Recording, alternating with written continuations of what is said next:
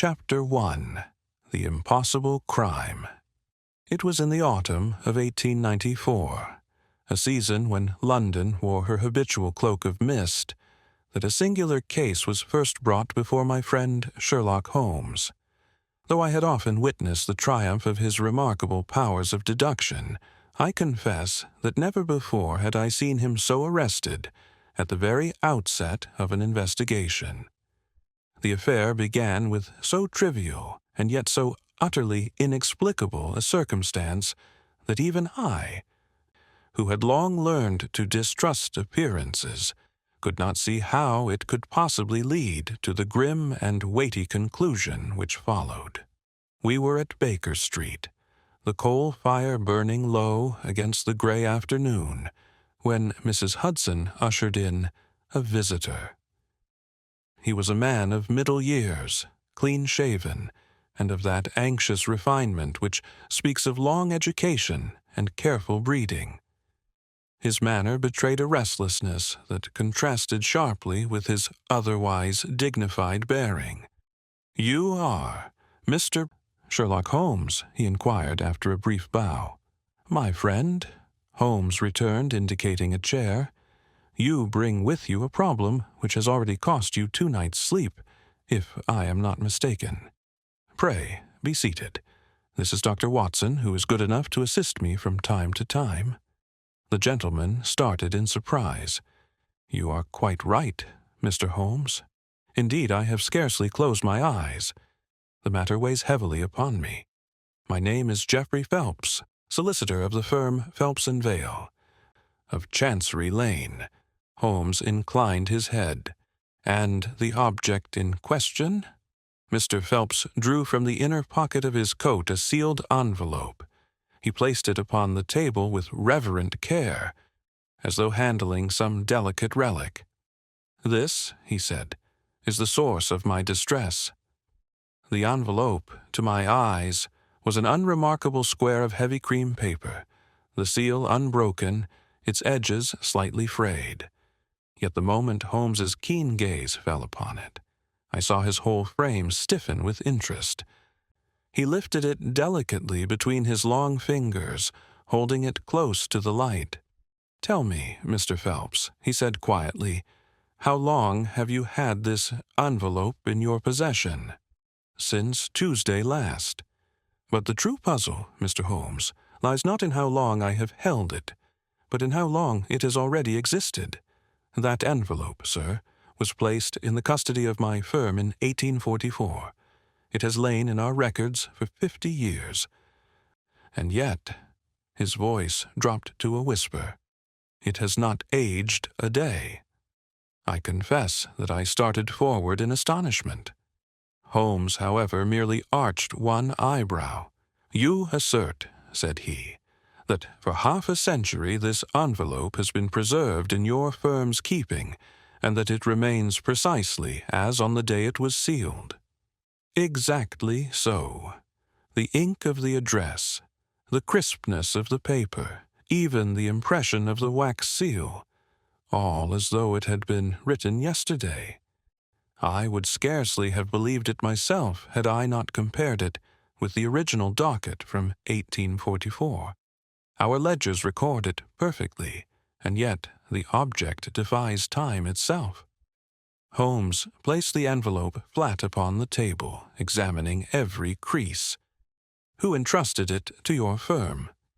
"A client now long deceased, Sir Henry Blackwell, of Kent. His instructions were most peculiar, that the envelope be kept safe until the year 1894, when it was to be delivered into the hands of his grandson, Charles Blackwell. But, Mr. Holmes, when the envelope was brought forth from our vault 3 days ago, we found that the seal had been tampered with." "Tampered with?" I echoed. "Yes, Dr. Watson. It is most curious. The wax bears faint scratches, as though someone had attempted to lift it, and yet the seal remains unbroken. Mr. Blackwell himself, when presented with it, swore that he knew nothing of the matter. But there is more. 2 nights later, the vault in which the envelope had lain was broken into, Nothing else was disturbed, nothing stolen, save that someone had clearly sought the envelope once more. Holmes's eyes gleamed with interest. Remarkable. An object which defies the ordinary ravages of time.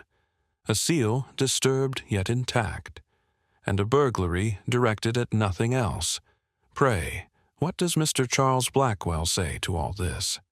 Phelps shifted uneasily. The young man insists he has no knowledge of its contents.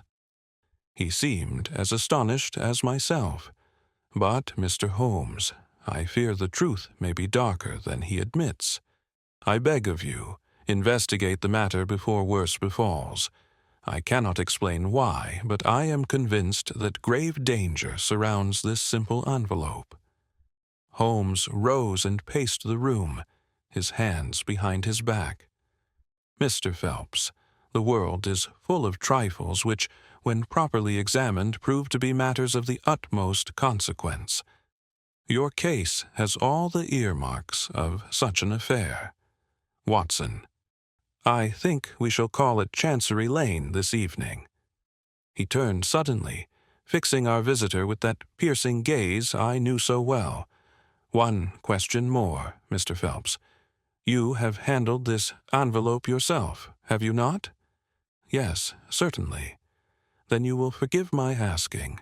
Are you quite sure it is the same envelope placed in your vault in 1844? Could it not be a substitution? Phelps shook his head vehemently. Impossible. The seal bears the crest of the Blackwell family, a crest so rare and intricate that no forger could reproduce it, and our records, which I myself examined, match it precisely. Holmes inclined his head, a faint smile playing at his lips. Very good. You have given me much to consider. Return to your office, Mr. Phelps, and say nothing to your colleagues of our involvement. Watson and I will call before the day is out. I suspect that before long we shall know why this envelope has been made the centerpiece of so singular a drama. With that, Mr. Phelps took his leave, though not without an air of lingering unease. When the door had closed, I turned eagerly to my friend. Holmes, what do you make of it? Surely this envelope cannot truly have resisted time. Holmes gave a low chuckle. My dear Watson, the envelope is paper, and paper obeys no mystical law but those of nature. The mystery lies not in its preservation, but in the purpose for which it was preserved, and the hand that has lately sought to obtain it. Depend upon it, Watson, the answer will be found not in the supernatural, but in the all-too-human. He lit his pipe and stood before the fire, his lean figure thrown into sharp relief by the glow. Still, I confess, it is a curious business, an envelope that never aged. Let us see, then, what secret it guards, and why men are willing to risk both their honor and their liberty to possess it. And with that, our pursuit of one of the strangest cases in Holmes's career had begun. Chapter 2. The case introduced. Holmes was uncommonly silent after Mr. Phelps had departed, pacing slowly before the fireplace, with his hands clasped behind his back, his eyes fixed on the shifting embers as though he saw in them the shape of some invisible truth. I, meanwhile, sat with my notebook open upon my knee, attempting in vain to connect the details we had just heard into a coherent explanation. "You astonish me, Holmes," I said at last. "Surely there is nothing extraordinary in the preservation of an envelope. It may have been kept under favorable conditions, in a vault, away from light and damp. That alone might explain its state." "True, Watson, true," said he absently. "Yet you overlook the crucial matter, not its preservation, but the tampering of the seal, the attempted burglary, and the precise timing of its reappearance.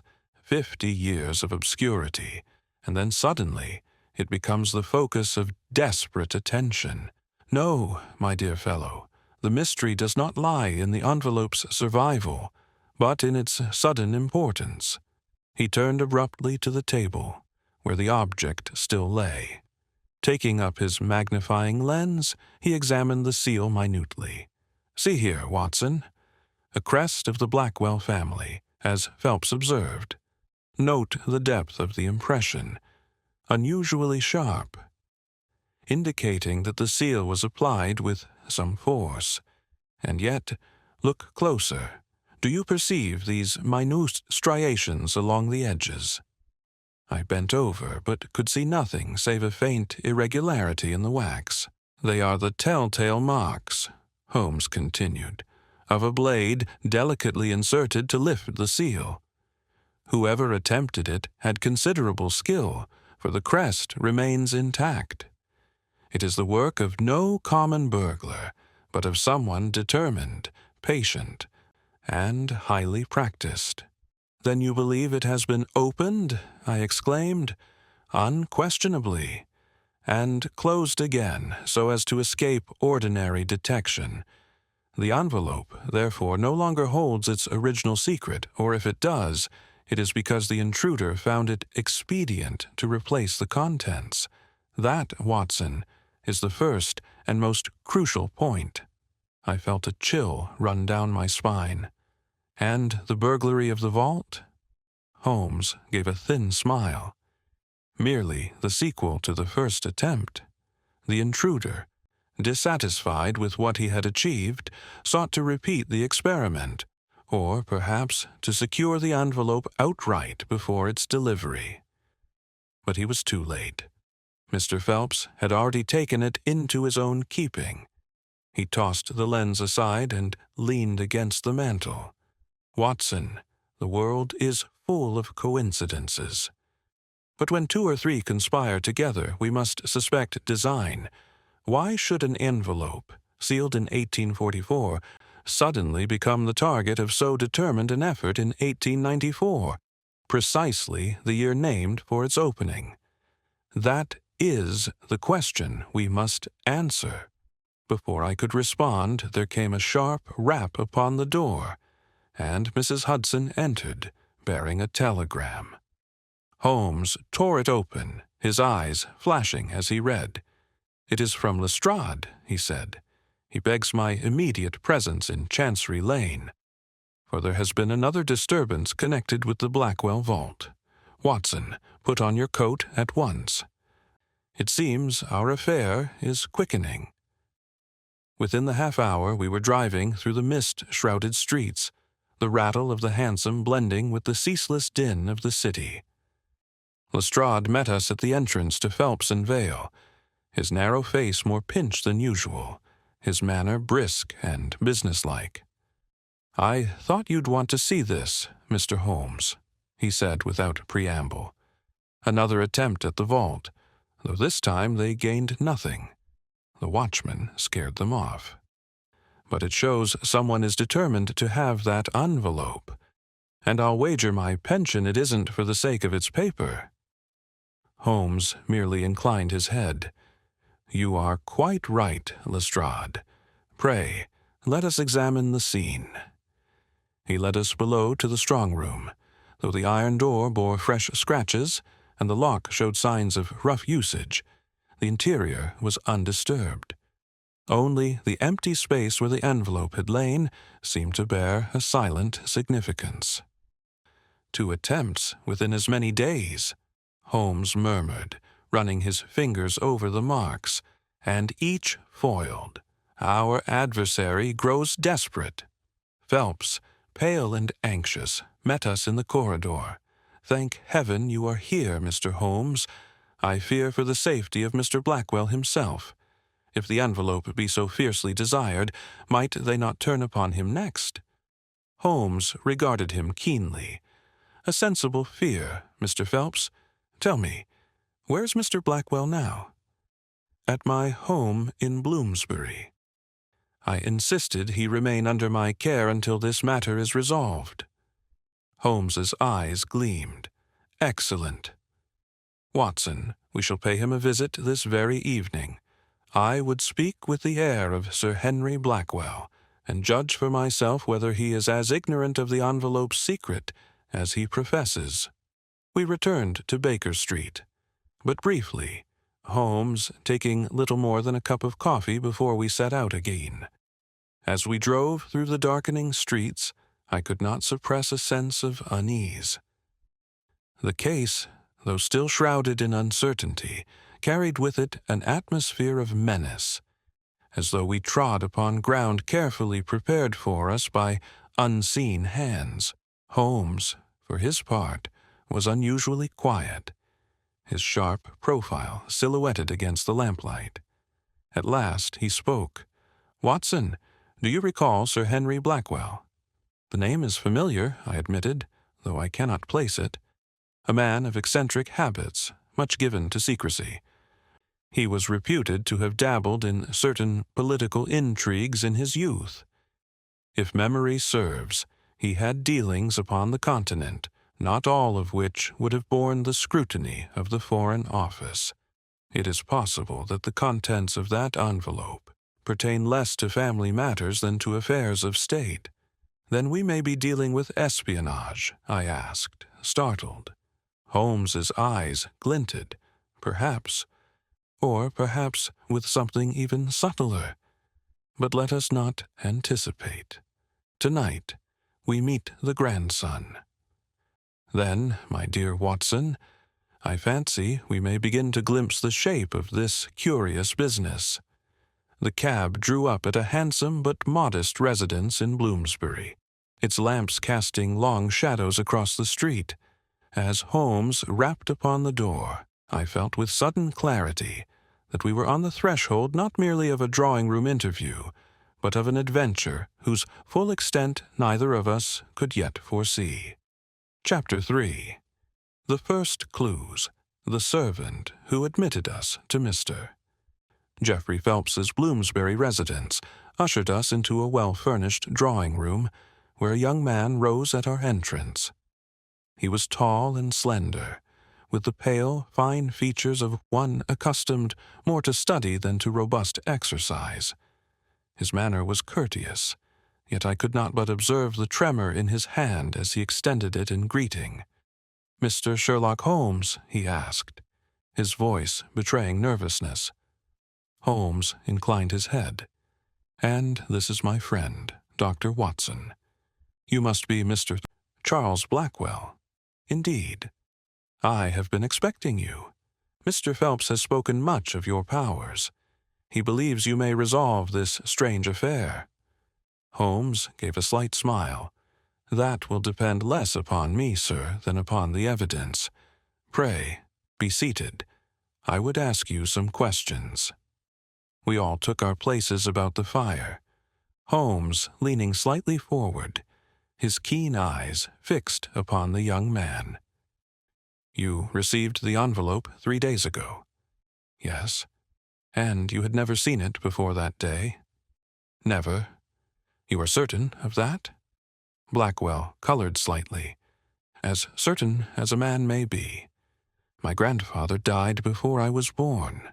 I knew nothing of his bequest until Mr. Phelps placed it in my hands." Holmes steepled his fingers. "And you opened it?" "No, sir. The instructions were explicit. It was to remain sealed until this year, but when I saw the scratches upon the wax, I thought it wiser to leave it untouched until some proper authority might examine it." "Prudent," Holmes murmured. "Tell me, did anyone other than yourself and Mr. Phelps know of the delivery?" Blackwell hesitated. "Only my cousin, Miss Evelyn Blackwell. She resides with us here. Mr. Phelps explained the matter to her as well." "Ah, a cousin. May we meet her?" At that moment the door opened, and a young woman entered. She was perhaps 24, with dark hair drawn neatly back and an expression of quiet dignity. Her eyes, however, betrayed an alertness that contrasted with her composed manner. "Evelyn," said Blackwell, rising, "this is Mr. Holmes and Dr. Watson." She inclined her head, her gaze resting briefly upon Holmes with a look of frank curiosity. "Mr. Phelps told me you might call. I only hope you can make sense of this extraordinary situation. It has caused us both much unease." Holmes rose politely. "Miss Blackwell, I am sure your assistance will be invaluable. May I trouble you both to describe precisely what occurred on the day you received the envelope?" They recounted how Phelps had brought the object from the vault, how Charles had placed it upon the writing desk in the adjoining study, and how, 2 nights later, the attempt upon the vault had been discovered. Throughout the account, Holmes remained silent, his gaze traveling not to their faces, but about the room itself. I observed his eyes linger upon the writing desk, the arrangement of the chairs, and the heavy curtains drawn against the night. When the tale was finished, Holmes rose abruptly and crossed to the desk. He examined its surface with his lens, then ran his long fingers lightly along the edges of the drawers. "Watson," he said softly, "note the faint line of dust displaced here, and here a scratch scarcely half an inch long. Someone has opened this drawer recently, and with little regard for subtlety." "Impossible!" cried Blackwell. "No one but myself and Miss Blackwell has had access to this room. Nevertheless, the marks are here. And see, the dust upon the handle is disturbed by a thumb of unusual breadth. I should say the intruder wore gloves of kid leather." Evelyn Blackwell paled. Then we have been spied upon even here?" Holmes's expression grew grave. "It would appear so. Tell me, Miss Blackwell, were you absent from the house yesterday afternoon?" She exchanged a glance with her cousin. "Yes. We both attended a musical recital at St. James's. We were away for some hours." "Precisely the opportunity required," Holmes murmured. He turned suddenly to the window and drew back the curtain. "Watson, observe the sill." I stepped forward. By the light of the street lamp I could see a faint smear upon the paintwork, as though from the sole of a boot.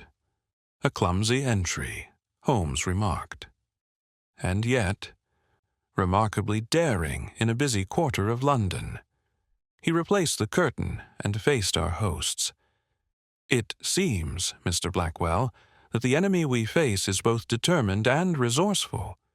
The young man's hands clenched upon the arms of his chair. "But why, Mr. Holmes? Why such desperate interest in a mere envelope?" Holmes regarded him steadily. "That, sir, is the question. But before I hazard an answer, I must ask you one more thing. Has either of you ever heard mention, from family or otherwise, of a name, François Delaroche?" Both looked at him blankly. "No," said Charles at length. "I cannot recall such a name." "Nor I," added Miss Blackwell. Holmes nodded as though unsurprised. "Very well. That will suffice for the present." He turned to Phelps, who had entered quietly during our examination. "Mr. Phelps, you will keep the envelope in your possession tonight. But I beg you, permit no one to approach it, and leave a lamp burning in the study. Watson and I may return at any hour." With that he gathered his coat and hat, and we took our leave. As we stepped once more into the fog-laden street, I could not restrain myself. "Holmes," I said, "you astonish me. You speak of intruders, of strange names, of subtle marks invisible to me, yet the true meaning escapes me utterly. What is this name you asked of them?" Holmes smiled thinly, his breath clouding in the chill air. "A shadow, Watson, nothing more. And yet, sometimes the faintest shadow tells us most. For now, we must wait. But mark my words, the envelope is not the only object of interest. Its history is a thread, and if we follow it carefully, it will lead us to the heart of a very tangled skein indeed." And with that enigmatic remark, He hailed a passing hansom, leaving me more perplexed than ever, yet strangely certain that we were upon the brink of revelations as curious as any we had ever encountered. Chapter 4. The Gathering of Suspects. The following morning found Holmes already at work when I descended to the sitting room. The breakfast tray lay untouched upon the table, while Holmes, pipe in mouth, was bent over a series of notes spread before him. He looked up as I entered, his eyes glittering with that peculiar light I had long since learned to associate with the scent of a promising case. "Good morning, Watson. You will be gratified to learn that our circle of interest widens. The game, my dear fellow, is afoot in earnest." "You have news, then?" I asked, settling myself opposite him. "Indeed. While you slept, I made some inquiries. It appears the Blackwell family, though outwardly respectable, has no small number of connections that may bear upon our affair. We must therefore consider not only the 2 young cousins we met last evening, but also certain associates of their household. By this evening, Watson, I trust we shall have before us a tableau of persons among whom the truth may lie concealed." As he spoke, Mrs. Hudson entered with a card upon a salver. Holmes glanced at it, his brows arching. "Ah, our first caller of the day. Show him up, Mrs. Hudson." A moment later, a stout gentleman with florid cheeks and bristling whiskers entered, bowing with a certain ponderous dignity. "Mr. Sherlock Holmes, I am Colonel Archibald Moran, late of the Indian Service, and a neighbor of the Blackwells. I take the liberty of calling, for I learn that some odd disturbance has arisen in their affairs. As an old friend of the family, I consider it my duty to place myself at their service." Holmes motioned him to a chair. "Your concern does you credit, Colonel. Pray, tell us what you know of the young Blackwells." The Colonel's account was delivered with the blunt directness of a soldier. Charles, he said, was studious and somewhat impractical, given more to books than to worldly matters. Evelyn, on the other hand, was spirited and intelligent, yet hampered by the straitened finances of the family. Neither, in his opinion, was capable of any action dishonorable or clandestine. He confessed, however, to having observed strangers loitering near the house on more than one occasion. Foreigners, Mr. Holmes, dark complexions, furtive manners. London swarms with them nowadays. I trust you will forgive a soldier's prejudice, but I like it not." Holmes's expression betrayed no opinion. "Thank you, Colonel. Your observations are of interest. Should you see any of these loiterers again, I beg you will communicate with me at once." When the Colonel had departed, Holmes turned to me with a faint smile. A loyal friend, no doubt, though not a particularly penetrating observer. Still, we must not despise any scrap of evidence. Now, Watson, let us turn to our next appointment. Shortly thereafter, we took a hansom to Bloomsbury, where Phelps awaited us. He introduced us to 2 further figures in the household, Mr. James Vale, his business partner, and Mrs. Margaret Chudley, the long-serving housekeeper. Vale was a thin, precise man of middle years, whose sharp features and quick movements put me in mind of a bird of prey. He greeted Holmes with a mixture of deference and suspicion. "I confess, Mr. Holmes, that I see little cause for all this agitation. An old envelope, whatever its antiquity, cannot be worth such alarm. My advice to Mistress Blackwell was simply to destroy it and be done." "A curious suggestion," Holmes remarked mildly, given that the envelope was a bequest of his grandfather. Vale gave a short laugh. "Old Sir Henry was a peculiar man. I dealt with him often in business matters. He had a fondness for mysteries and elaborate contrivances. If you ask me, this envelope is but the last trick of an eccentric old gentleman." "Possibly," said Holmes, "and yet you would have had it destroyed. Better so than to have the family subjected to burglary and worse." Vale's thin lips tightened. "Still, I defer to your judgment." Mrs. Chudley, on the other hand, was a stout woman with kind eyes and an air of quiet devotion. She wrung her hands as she spoke. "I fear for Master Charles and Miss Evelyn, sir. It is a dreadful thing to have the house broken into. Last night I thought I heard footsteps upon the stair, but when I opened my door, there was no one. Perhaps it was only fancy, but it has left me uneasy." Holmes questioned her gently as to the habits of the household, the keys, and the visitors they had received of late. She could tell him little of importance, save that a letter had arrived the previous morning, bearing a foreign stamp, which Miss Evelyn had burned unread. "Burned unread?" Holmes repeated sharply. "Yes, sir. She said it was of no consequence.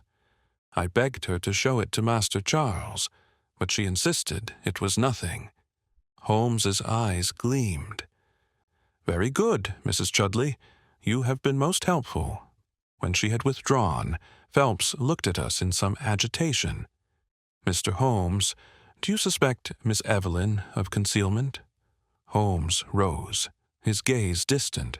"I suspect, Mr. Phelps, that Miss Evelyn is in possession of knowledge she deems dangerous, knowledge which she fears even to commit to paper. Whether that makes her an accomplice or merely a victim remains to be seen." As we took our leave, I could not repress a murmur of disquiet. "Holmes, the circle of suspicion is widening at a disconcerting pace.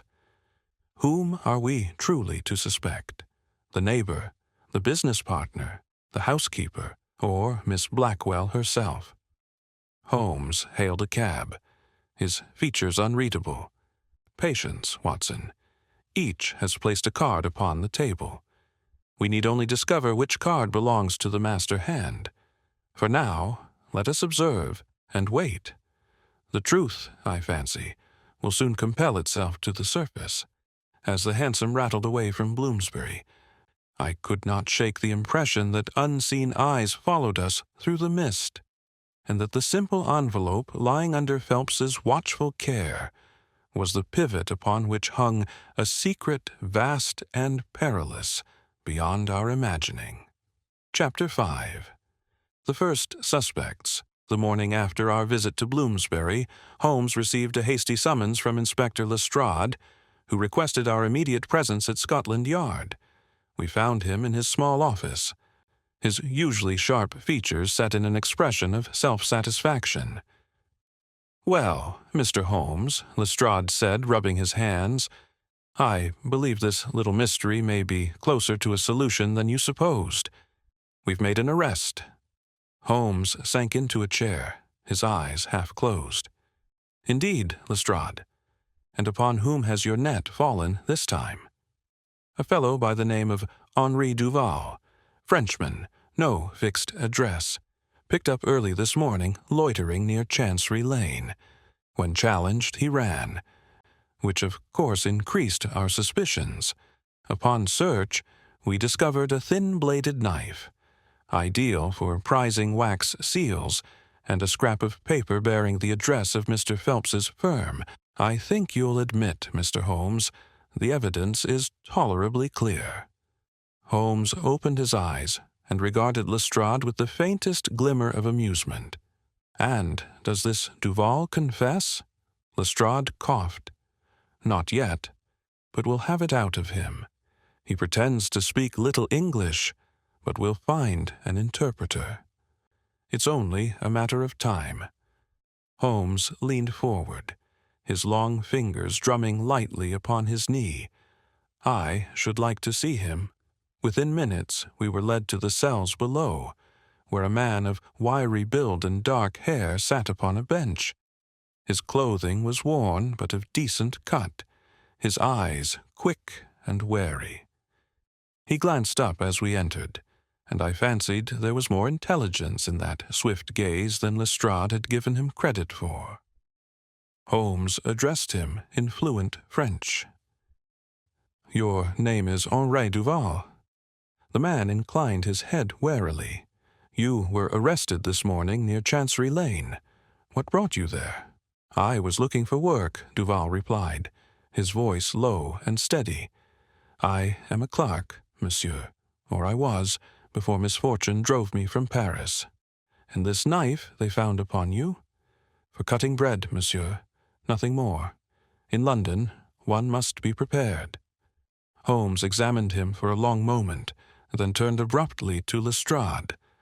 "You have searched his lodgings." "He has none," said Lestrade.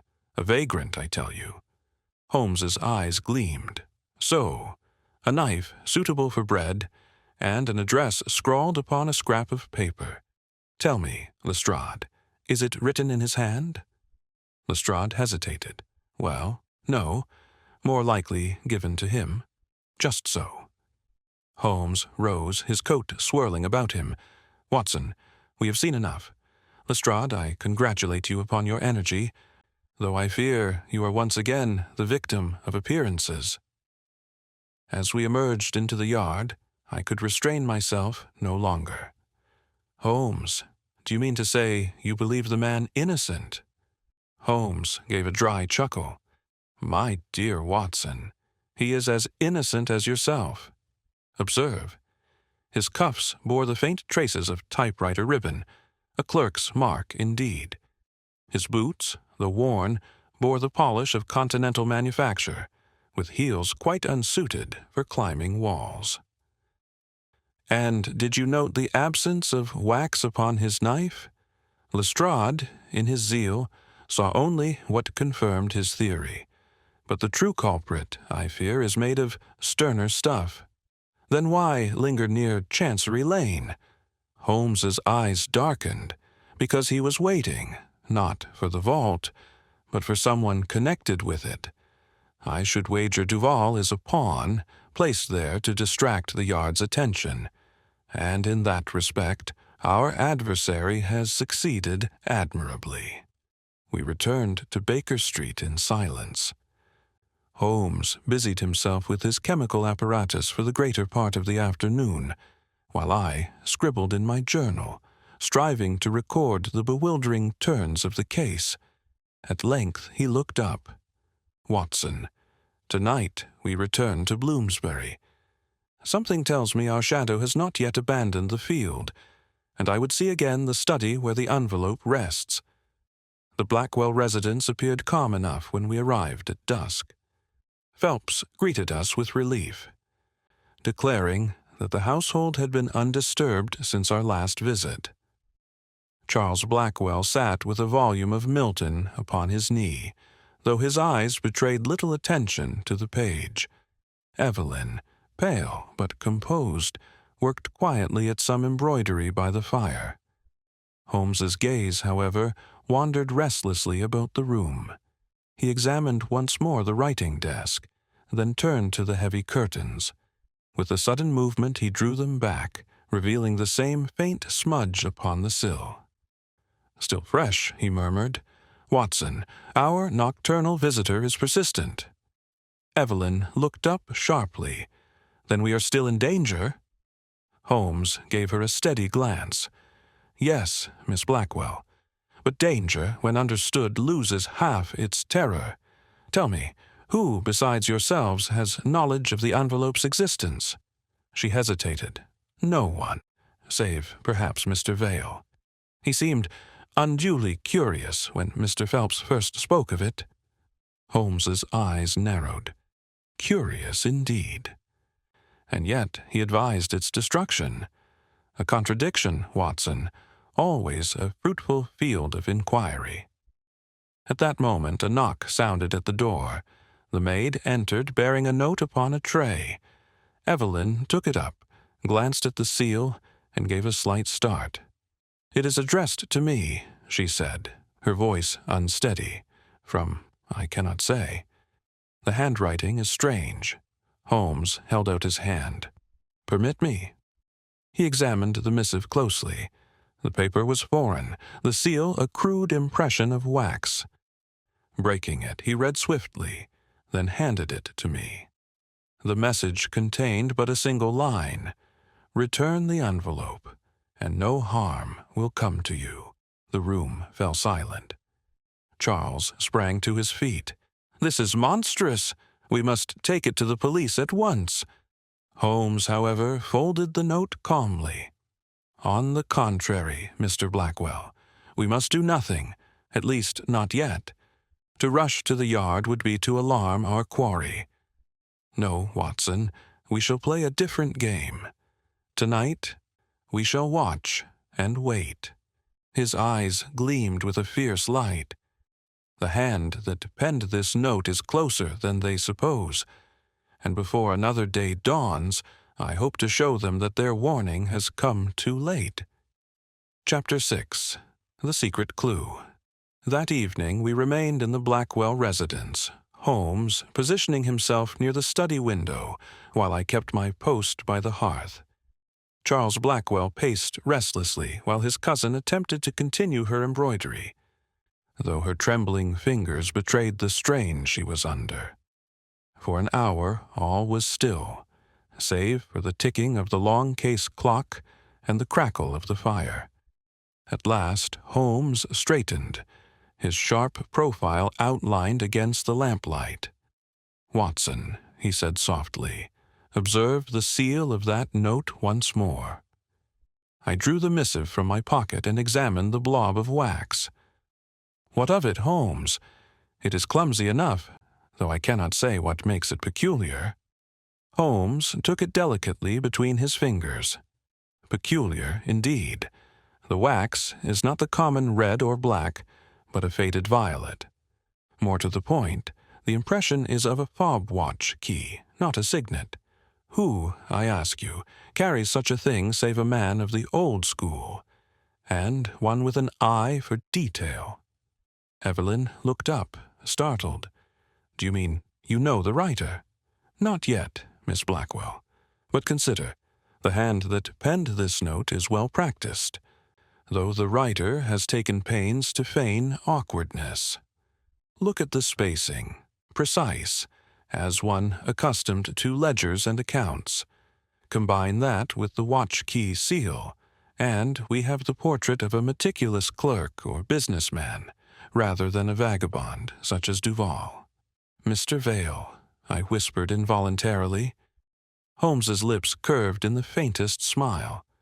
"An interesting hypothesis, Watson, though we must not leap before we have proof. Yet it is precisely this inconsistency, this attempt to disguise order as chaos, that tells us the game is conducted by a cunning hand." He moved to the curtain, where the faint smudge on the sill still lingered. "Note, too, the soot upon the wood. It is recent, within the last 12 hours. And yet there was no disturbance reported last night. Our intruder, it seems, visits not only under cover of darkness, but in broad daylight, when the household is otherwise engaged." Charles, who had been silent until now, burst out passionately. "But to what end? The envelope contains nothing, save a folded slip of paper and my grandfather's seal. What can it matter so much?" Holmes turned sharply. "Ah, at last we have the measure of it. Pray describe that slip of paper." "It is blank," Charles said. "Utterly blank. I examined it myself." Holmes's eyes gleamed. "Blank, yet preserved so carefully. Tell me, was the paper of ordinary manufacture?" Charles frowned in thought. "No. Thick, almost like parchment. Yellowed at the edges, though the writing surface was strangely white, as if untouched by time." Holmes exchanged a glance with me. "Watson, you recall the note we examined, the one claiming no harm would come if the envelope were returned. Did you notice the paper?" I started. "Yes, it was of the same quality."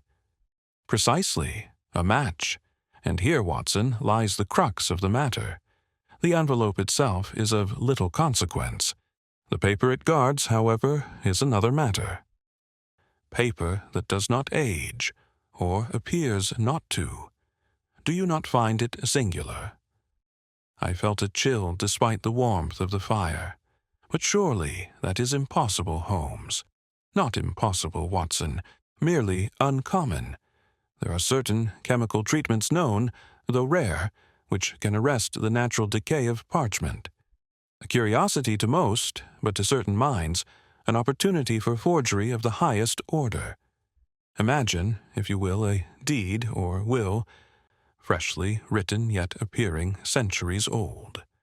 Charles gave a cry of horror. Then the envelope may conceal a secret formula, or the proof of one, Holmes said gravely, which explains the extraordinary interest it has aroused. A document that never betrays its age. Such a thing could alter fortunes, and not for the better. At that moment a floorboard creaked in the passage outside. Evelyn gave a stifled cry. Holmes raised a hand, his eyes like steel. He crossed the room noiselessly and flung open the door. The corridor was empty. "Too late," he murmured. "Our watcher is wary, but he has revealed himself by his impatience." We returned to the fire, the tension heavy upon us all. Holmes drew out his watch and consulted it. "It grows late. Watson, you and I shall remain here tonight. I suspect our quarry will not risk another visit, but it is best to be sure." So it was that we kept vigil in the Blackwell household. The night passed slowly, broken only by the occasional rattle of a cab in the street below. At dawn, Holmes stretched, his features weary but triumphant. "We have learned much, Watson. The paper that does not age, the foreign letter Evelyn burned, the seal pressed by a watch key. 3 threads, separate yet converging. Mark my words. The next move will be theirs, and it will not be long delayed." As we left the house in the pale morning light, I could not shake the conviction that the envelope in Phelps's keeping had drawn us into a web far larger than we yet comprehended, and that Holmes, with his keen eyes and tireless mind, was the only hope of cutting through its strands before we, too, were ensnared. Chapter 7. The Crime Grows Stranger. The morning after our long vigil at the Blackwell residence, I awoke at Baker Street to find Holmes already pacing the room, his dressing gown trailing behind him like a dark banner. His pipe sent up a thin stream of smoke, and his features bore that taut, restless expression which I had come to recognize as a herald of swift and decisive action.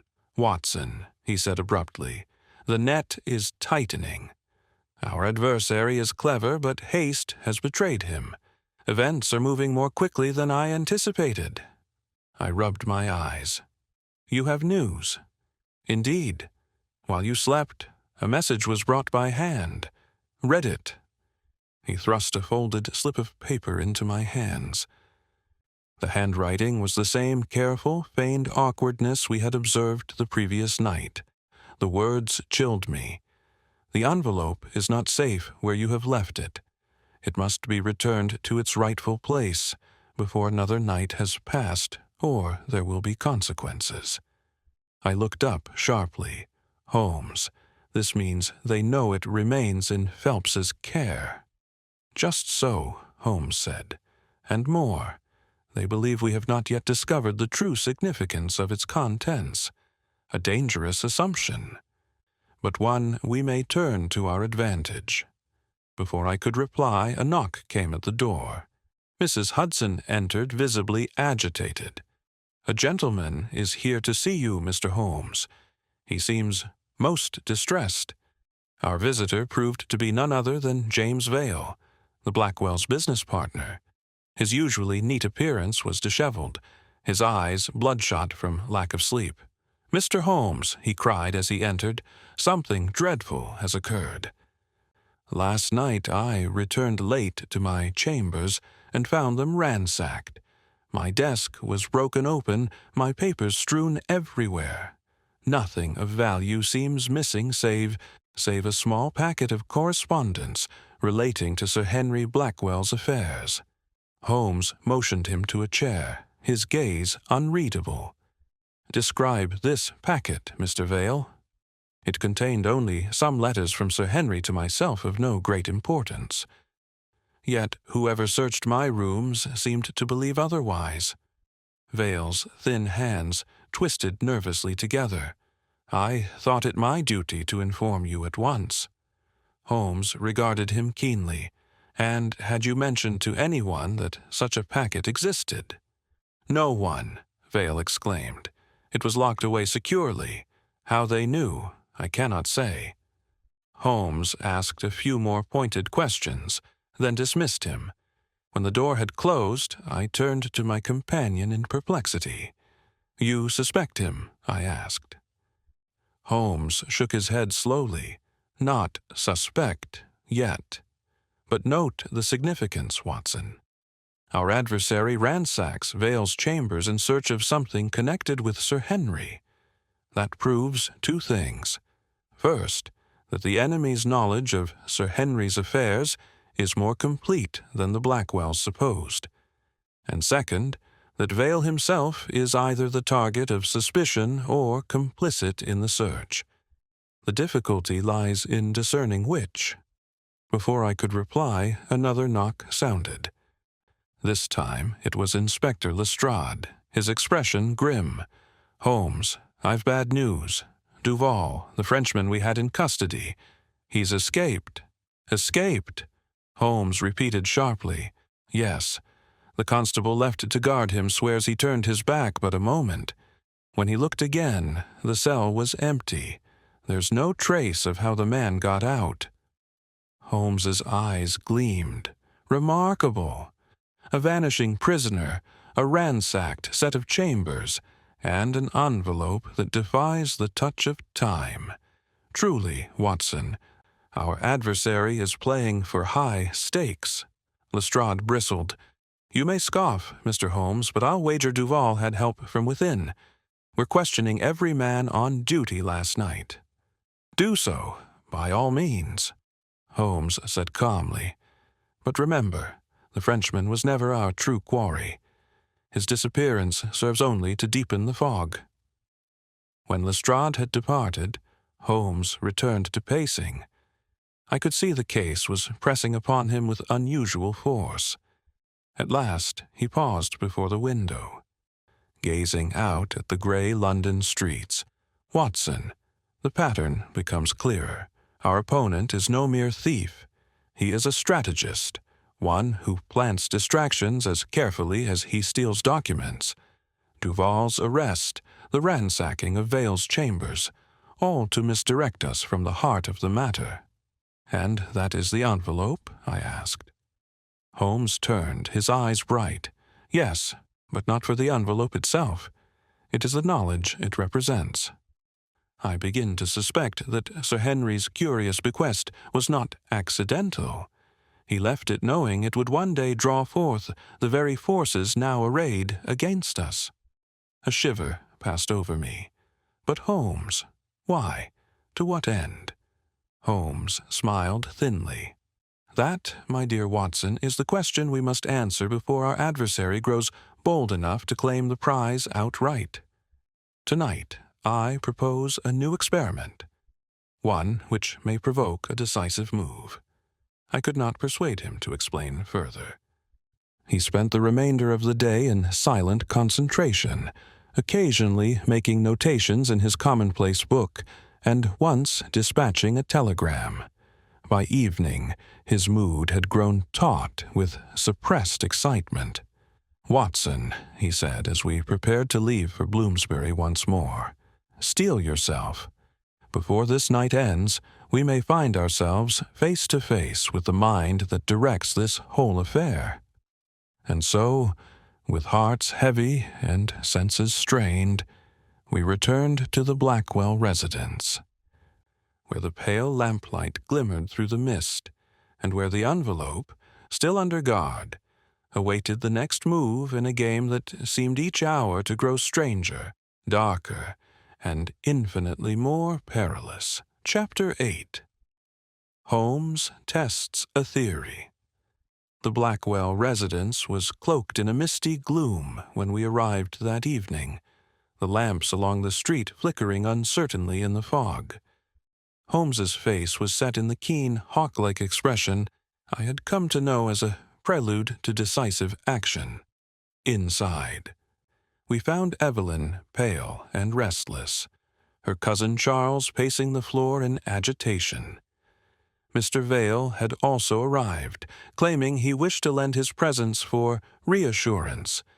His nervous glances toward the curtained windows belied his confident words.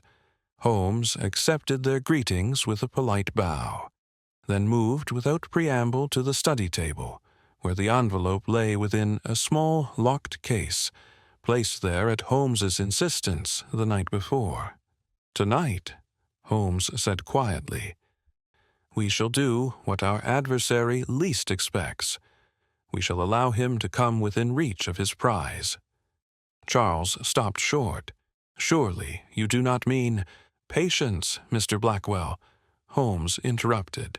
"The essence of strategy lies in knowing not only one's own moves, but those of one's opponent.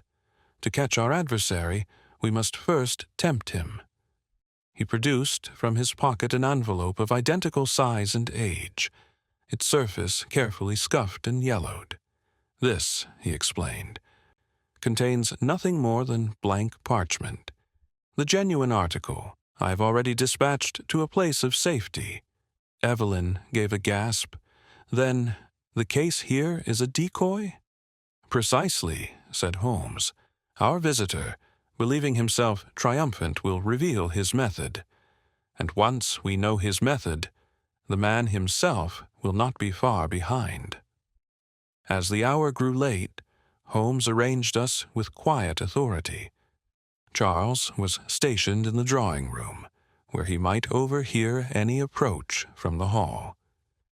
Evelyn remained by the fire, her embroidery in her lap, while Vale volunteered to sit near the window, as if keeping guard. Holmes himself took a position in the shadows near the writing desk, his eyes fixed upon the curtained sill. I placed myself by the door, revolver in hand at Holmes's insistence. The house settled into tense silence.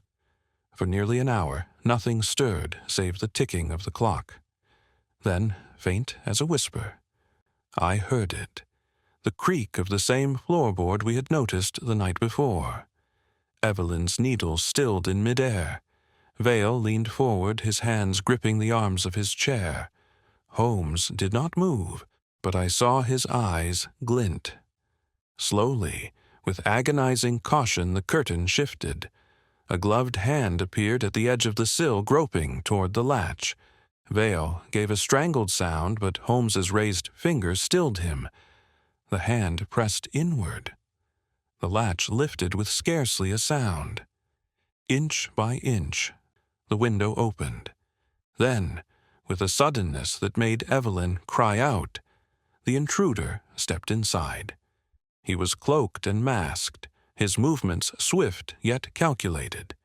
He went straight to the writing desk, lifted the case, and began working at its lock with a small instrument. Holmes stepped from the shadows. "I think you will find that more difficult than you suppose." The intruder spun round, startled, yet instead of fleeing, he dropped the case upon the desk and stood his ground. "Holmes," he said hoarsely, his voice muffled by the mask. "I should have known." Holmes's smile was cold. "Indeed, you should. Remove that mask." The man hesitated, then tore it away. Evelyn gave a cry. Charles uttered an oath. It was not Henri Duval nor some faceless criminal, but James Vale himself. Evelyn's face went deathly white. "Mr. Vale, you—" Vale straightened, his features twisted in a bitter smile. "Yes, you thought me a faithful friend, a loyal partner." But I was not fool enough to ignore the truth of Sir Henry's legacy. Holmes raised a hand to still the torrent of questions. Enough for tonight, Mr. Vale. Your words condemn you more than any proof I could present. Still, I think you would have us believe you acted alone. Vale's eyes flickered, and for a moment his composure faltered. I sought only to secure what Sir Henry intended for me. Holmes's gaze sharpened. No, Mr. Vale, you sought more. The packet taken from your chambers, the forged letters, the elaborate misdirection, all point to a hand beyond your own. Who is it? Who directs you? Vale's lips pressed together stubbornly. I will say no more. Holmes studied him for a long, tense moment.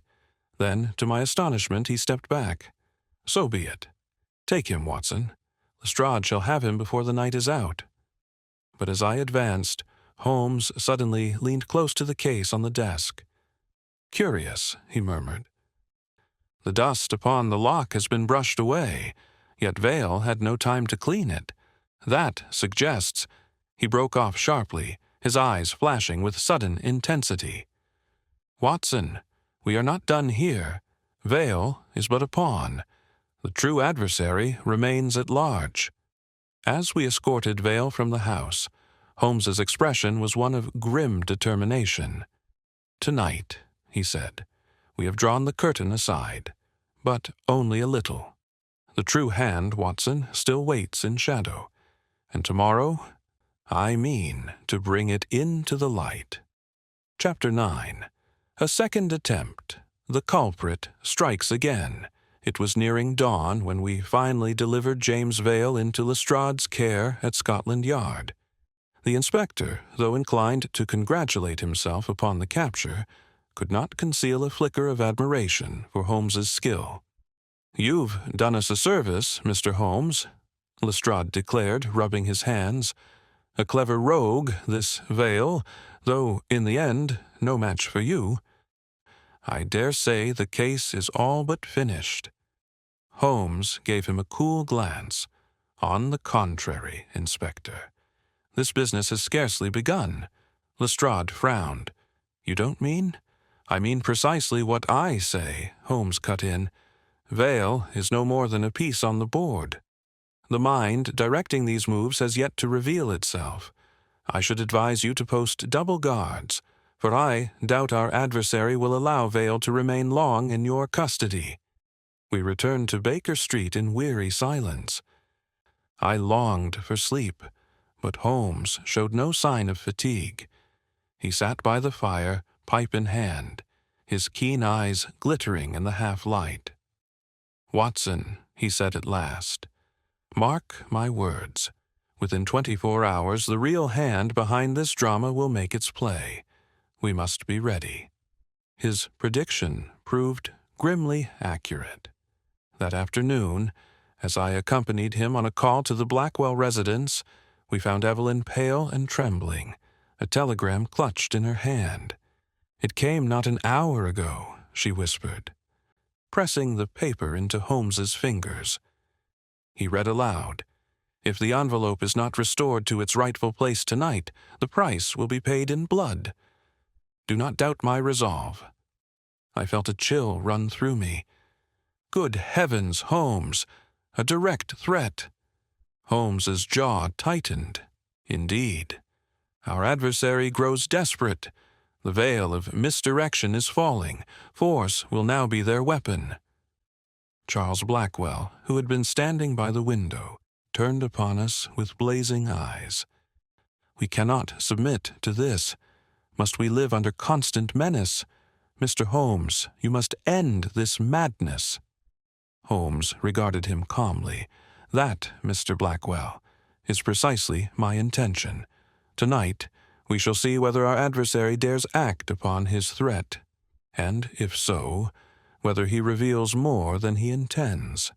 He spent the remainder of the afternoon in careful preparation, sending telegrams, arranging a meeting with Lestrade, and even disappearing briefly without explanation. When he returned, There was a quiet fire in his eyes. "Watson," he said, "our opponent believes the envelope still lies in the Blackwell residence. Tonight, let him come for it. But this time, he shall find the path less smooth than he imagines."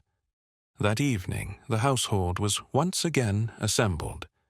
Evelyn, pale but resolute, Charles restless with barely concealed anger, and a small detachment of plain-clothed officers placed discreetly about the premises under Holmes's instruction. The decoy envelope rested once more upon the desk, the locked case closed and waiting. The house grew still as the night deepened. The fog outside muffled every sound, making even the tick of the clock seem unnaturally loud. I felt the tension winding tighter with each passing minute. Then, at the stroke of 11, a crash resounded from the far side of the house. A shriek followed, and the unmistakable sound of breaking glass. "Stay here," Holmes commanded, already in motion. I followed close upon his heels as we raced down the corridor. We burst into the dining room to find one of the windows shattered, shards glittering on the carpet. A figure cloaked in black was struggling with one of the plain-clothed officers. Before we could reach them, the intruder lashed out with a knife, and the officer collapsed with a cry of pain. "Watson, tend to him," Holmes called even as he darted forward. But the assailant, swift as a cat, hurled himself back through the window and vanished into the fog. I knelt beside the wounded man, who was bleeding from a gash along his arm, but still conscious. "A flesh wound only," I reassured Holmes as he returned, though my heart was pounding. Holmes's face was grim. "A diversion. The true attempt is elsewhere." We hurried back to the study. The case upon the desk lay forced open, and the envelope was gone.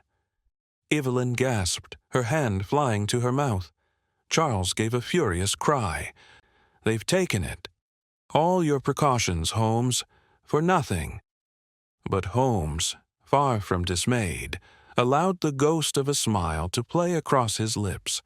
"On the contrary, Mr. Blackwell, the game proceeds exactly as I intended." He bent to examine the case, his keen eyes noting every mark. The lock was forced with a small steel implement, the same as Vale attempted last night. But the swiftness of the operation tells us more. This was no common thief, but one practiced in delicate work. Charles glared at him. "And that comforts you." Holmes straightened. "It confirms my theory. They have what they believe to be the prize, but in truth, it is the decoy. The genuine article remains safe." Evelyn sank into a chair, relief battling with continued fear. "Then we are not ruined?" "No," Holmes said, "but the mask has slipped. Our adversary has shown their hand at last. Watson, tomorrow we shall draw the net tighter. Tonight, let them believe themselves victorious." As we left the Blackwell residence in the cold hours before dawn, I could not help but marvel at Holmes's composure. To me, the night had brought danger, bloodshed, and the apparent loss of the very object we sought to protect. But to him, it was but a necessary move in a greater game, a game that was rapidly nearing its decisive point. Chapter 10. The true motive begins to surface. Morning broke over London, grey and chill, the fog of the previous night lingering still in the streets. I found Holmes at the breakfast table, a single cup of coffee before him untouched. His violin lay across the sideboard, and his eyes were bright with that inward light I had come to associate with the swift turning of his mental machinery. "You slept poorly, Holmes," I observed. "I did not sleep at all," he replied with a faint smile. "The mind, my dear Watson, can scarcely rest when the pattern of a great puzzle is at last beginning to declare itself. I poured myself some coffee. You believe the true adversary has shown his hand. Indeed, the theft of the decoy envelope was no rash act. It was planned with care, too much care, perhaps, for our mysterious opponent to have anticipated I should counter with a substitution. He now believes himself triumphant, and that belief will make him careless. I hesitated. And what, Holmes? Do you think he truly seeks? The envelope is but paper and ink. Holmes leaned back, steepling his fingers. Not paper and ink, Watson, but knowledge. Consider the peculiar qualities of the document. The seal unbroken after decades, the paper curiously resistant to decay. These are facts, but what lies within must be a matter of equal singularity. Sir Henry Blackwell, a man of rigid honor, chose to conceal it rather than destroy it. Why? Because it bore a weight not easily erased. I was about to reply when Mrs. Hudson brought in the Morning Post. Holmes sifted through the letters with swift precision, discarding advertisements and circulars until his eye caught one envelope. He tore it open, scanned the contents, and gave a low whistle. "It begins," he murmured, passing the paper to me. The note, unsigned, read, "You have meddled long enough. If the envelope is not delivered to the address below by sunset, you will not leave Baker Street alive." The address was a narrow lane near the docks, a part of London known more for its cut-purses and taverns than for respectable trade. "Holmes," I cried, "this is madness. You cannot possibly intend to obey." "On the contrary," he said calmly, "I intend to do precisely that, though not, of course, in the manner our correspondent expects." I stared at him in dismay, but before I could argue further, Lestrade was shown in, looking more harried than usual. "We've trouble," he announced without preamble. "Vale's escaped." Holmes raised an eyebrow. "Ah, as I predicted." Lestrade flushed. Confound it, Holmes. The man was guarded night and day. Yet some time before dawn he was gone. No sign of a break in the cell. No bribed constables. He's vanished into thin air. Holmes's expression did not change, no doubt assisted by the same hand that orchestrated the attempt last night. Our adversary requires pawns, and Vale is too useful to discard just yet. Lestrade threw up his hands. "And what do you propose we do? Sit idle while London's villains mock us?" "Not idle, Inspector," Holmes replied coolly, "but patient. The net draws closer with every move. By tonight, we shall know far more." When Lestrade had gone, Holmes turned to me with sudden intensity. "Watson, do you recall the curious mark upon the seal of the envelope?" "Yes. You noted a faint impress, like the outline of a compass." "Precisely. That mark has troubled me. I spent part of the night comparing it with records in my collection. It matches the device of a certain society long thought extinct, a society once connected to Sir Henry Blackwell." I leaned forward eagerly. "A secret society?" Holmes inclined his head. "One dedicated not to political intrigue, as might be supposed, but to the concealment of particular scientific knowledge considered dangerous if placed in the wrong hands. Sir Henry, I believe, was once custodian of a document entrusted to that society. The envelope in question is no mere personal relic, Watson, but the last surviving record of their charge." A thrill of astonishment passed through me. Then the threats, the attempts to steal it, all for this hidden knowledge? Undoubtedly. And mark this, those who seek it are no amateurs. They possess resources, influence, and a ruthless determination. Vale, I suspect, was drawn in by promises of wealth, though he likely knew little of the larger design. I could not repress a shudder. And tonight, you propose to walk into their very lair?" Holmes's eyes gleamed. "Yes, but on my terms. They expect the envelope to be delivered to the dockside address. Very well, it shall be delivered. But it will not be I who place it in their hands." He rose suddenly, pulling his coat about him. "Come, Watson. There are arrangements to be made. By this time tomorrow, I hope to have the architect of this entire affair laid bare before us." As we descended the steps of Baker Street, I felt the old familiar thrill and dread of standing at the brink of Holmes's most perilous enterprises. Whatever lay hidden in Sir Henry's strange envelope, we were about to step closer than ever before to the shadowy figure who would stop at nothing to possess it. Excellent. Section 11 is where Holmes executes the bait, a carefully laid trap that tempts the true mastermind into revealing himself.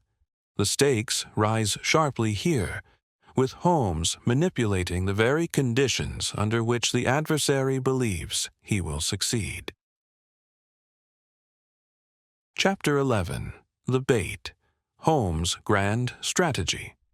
The day crept by with intolerable slowness, the tension in Baker Street palpable.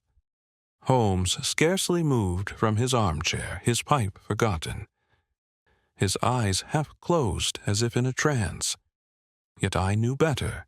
His mind was working with ferocious clarity, arranging every detail of the plan that would unfold that night. At length he stirred.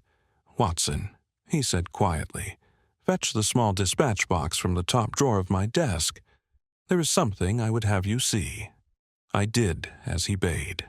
Within the box lay a second envelope, identical in size, color, and apparent age, to the one that had caused such turmoil. Holmes lifted it with care. "This," he explained, "is the substitute that shall go to our friends at the docks tonight. Its contents are of no more value than last night's decoy, but the illusion must be perfect. I have even replicated the faint impress of the seal. To all but the most minute examination, it will appear genuine."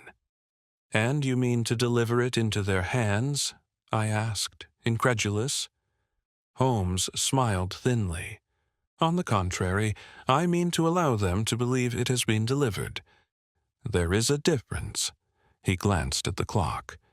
"It is time we were on our way. We must first pay a call at Scotland Yard." At the Yard, Holmes conferred briefly with Lestrade, whose expression alternated between skepticism and reluctant trust. "You'll have men posted then," Holmes pressed. Lestrade sighed. "Very well, Holmes. But if this turns out to be one of your theatrical tricks—" "It will be," Holmes interrupted, "but one that serves justice. Position your men discreetly. The moment I give the signal, they must act with speed." We departed under the gathering dusk, a cold drizzle beginning to fall, and made our way toward the dockside address named in the threatening note. The streets grew narrower, the gas lamps fewer, until we came at last to a crumbling warehouse abutting the Thames. Its windows were black, its timbers warped with damp. A single lantern burned above the door, casting a wavering reflection upon the water. Holmes drew me into the shadow of a derelict cart. "We are earlier than our quarry, as intended. Now, Watson, attend closely. You will accompany me inside when the time comes, but should matters turn violent, you are to guard the exit. Do you understand?" I nodded, though my heart was heavy with foreboding. We had not long to wait. Footsteps echoed on the cobblestones, and a cloaked figure approached the warehouse door, glancing furtively about before slipping inside. A second, and then a third followed, moving with the swift assurance of men who expected no interference. Holmes touched my arm. "Now." We moved silently to the entrance, and Holmes eased the door open just wide enough for us to slip through. Inside, the air was thick with damp and the smell of tar.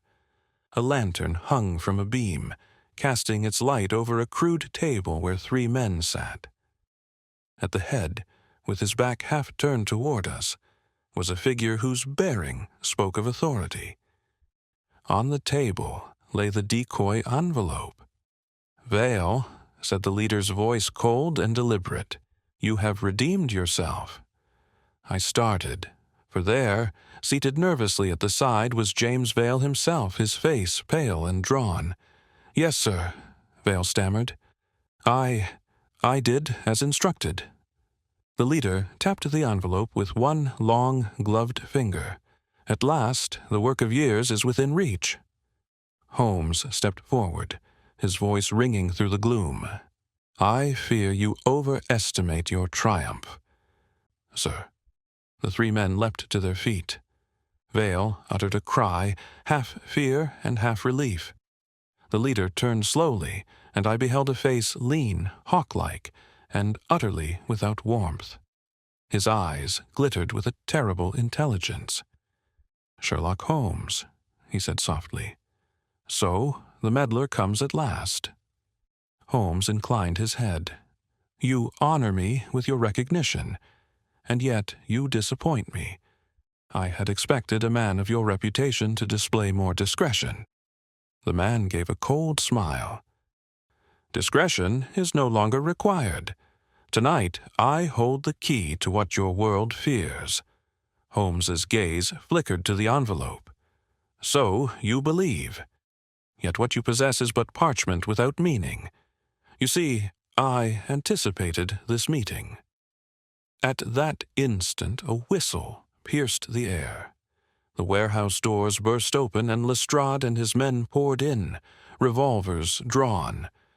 The leader did not flinch. Instead, he raised his hand sharply, and one of his companions hurled the lantern to the floor. Darkness and confusion erupted as the flame spluttered.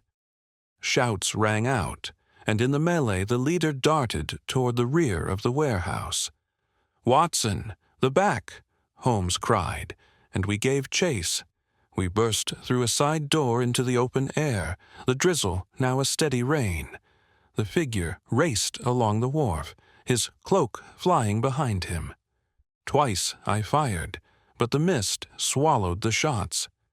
Holmes gained ground with astonishing speed, just as the man reached the gangplank of a waiting boat. Holmes leapt, seizing him by the arm. They grappled fiercely, the boat rocking under their weight. For a breathless moment, I feared both would be cast into the river. Then Lestrade's men swarmed onto the wharf, their lanterns cutting through the gloom. The leader, seeing himself overpowered, wrenched free and stood panting, his eyes blazing. "This is not the end, Holmes," he hissed. "You cannot stop what has already begun." Holmes's grip tightened on his shoulder. "We shall see." As he was dragged back toward the warehouse, Holmes bent close to me and murmured, "Note his words, Watson. The envelope is but a token. The true danger lies deeper still. Tomorrow I shall reveal it." I shivered, for though we had captured the man, I knew by Holmes's tone that the peril was far from over. Chapter 12. The Moment of Recognition. The captured man sat sullenly in Lestrade's custody. As the night bled into dawn, we had returned to Baker Street. Weary and damp from the rain, yet Holmes displayed no fatigue. He paced the room in restless strides, his eyes distant, as though seeking a pattern only he could perceive. Lestrade, meanwhile, busied himself with his prisoner. "Name's Erasmus Kendall," he reported with satisfaction. "At least that's one of the names he's used. Been mixed up with a dozen shady societies across the continent. Smuggling, forgery, blackmail, you name it. A dangerous customer." Holmes halted abruptly, his gaze sharp. Dangerous, yes, but not careless, which is precisely why tonight unsettles me. He knew the risk of coming to that warehouse, yet he came. Why? Lestrade gave a shrug. Greed. Men like him will risk everything for a prize. Holmes shook his head. No, Inspector, not greed. He could have sent a subordinate. He chose to come himself because this envelope was not a mere trinket. It was the keystone of his design. But the keystone to what? He resumed his pacing, his hands clasped behind his back. I longed to press him for more. Yet I had learned that silence often served him better than questions. It was nearly 8 o'clock when Mrs. Hudson entered with a tray of breakfast. Holmes barely noticed. He had paused at the window, gazing down at the damp street below, when suddenly he gave a low exclamation and struck his hand against the glass. Watson, the cipher! How blind I have been! I started. Cipher, Holmes? He turned, his eyes alight with triumph. Consider the envelope, its curious resistance to age, its seal marked with the compass-like device. Sir Henry Blackwell did not merely preserve a document. He concealed one. Within the paper itself lies a cipher, invisible to the casual eye, yet enduring through the decades. I leaned forward, astonished. You mean the writing is hidden? Precisely. A chemical preparation, Watson. I observed faint irregularities in the fibers under my lens, irregularities too slight to be the work of chance. I was hesitant to speak without certainty, but Kendall's eagerness tonight confirms it. The contents are no legend. They are real. Lestrade frowned. And what, pray, does the cipher conceal? Holmes's expression grew grave. That, Inspector, we must discover without delay. For I suspect it is not a treasure map or a record of illicit dealings, but something of far greater consequence. Knowledge once deemed too perilous for common use. He crossed swiftly to his desk and retrieved the true envelope from a locked drawer. With delicate care, he held it over the flame of a spirit lamp, his keen eyes watching intently. At first, nothing. Then, slowly, faint lines began to emerge upon the paper, intricate markings, as though a hand long dead had begun to write again. Watson's breath caught. Good heavens, Holmes! It is a cipher. Holmes gave a thin smile. A most elaborate one, drawn in the hand of a skilled mathematician.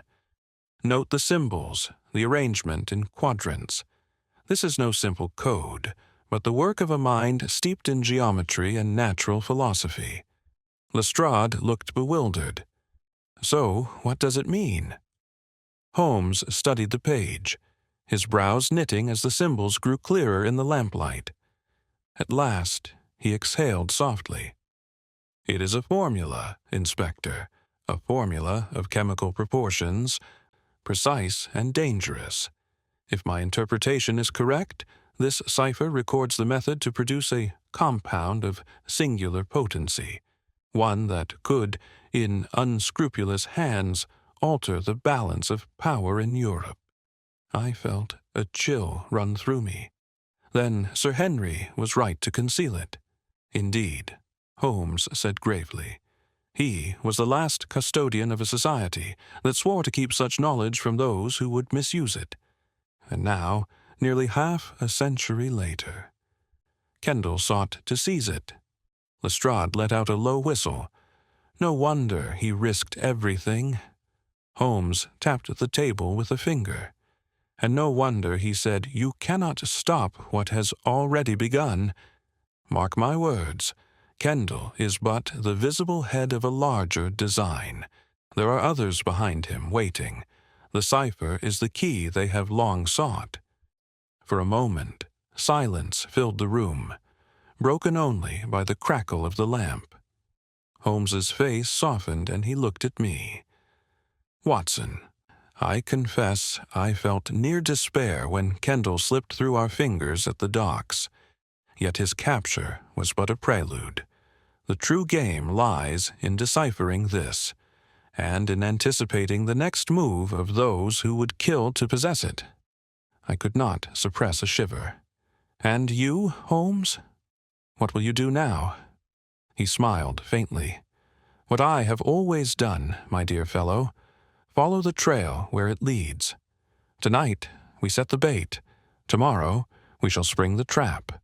But now I require silence and your patience while I work." With that, he bent once more over the cipher, his eyes glittering in the lamplight. And I, though weary in body, felt a growing thrill in my soul. For I knew we were standing at the threshold of one of the greatest deductions Sherlock Holmes had ever undertaken. Chapter 13. The Final Attempt to Escape.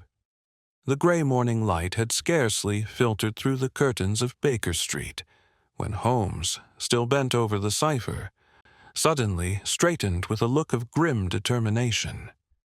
"It is as I feared, Watson," he said, his voice low and tense.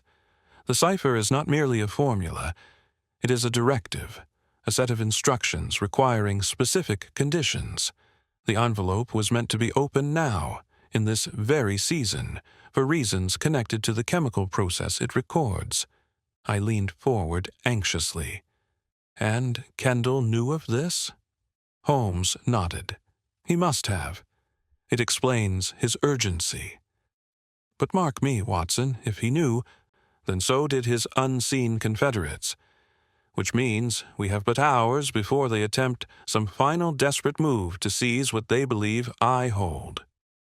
At that moment, a knock sounded upon our door, quick, insistent. Mrs. Hudson entered, pale and trembling. "There's a gentleman below, sir," she stammered. "He says it's urgent business. He wouldn't give a name, but he begs to see you." Holmes's eyes narrowed. "A gentleman, you say? Watson, fetch your revolver.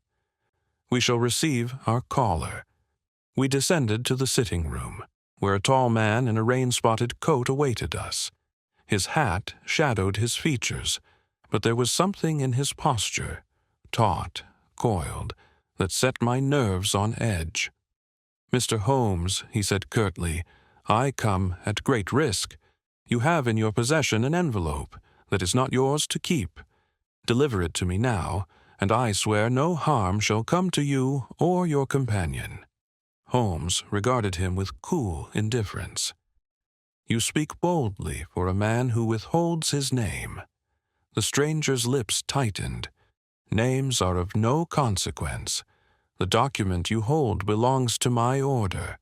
Without it, you cannot hope to understand its purpose.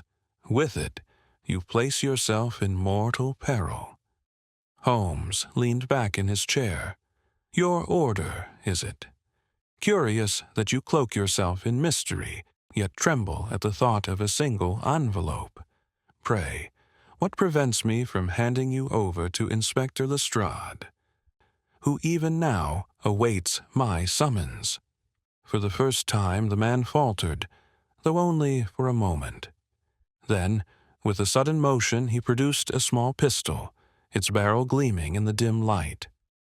"Because, Mr. Holmes," he said softly, "I do not intend to leave this house without it."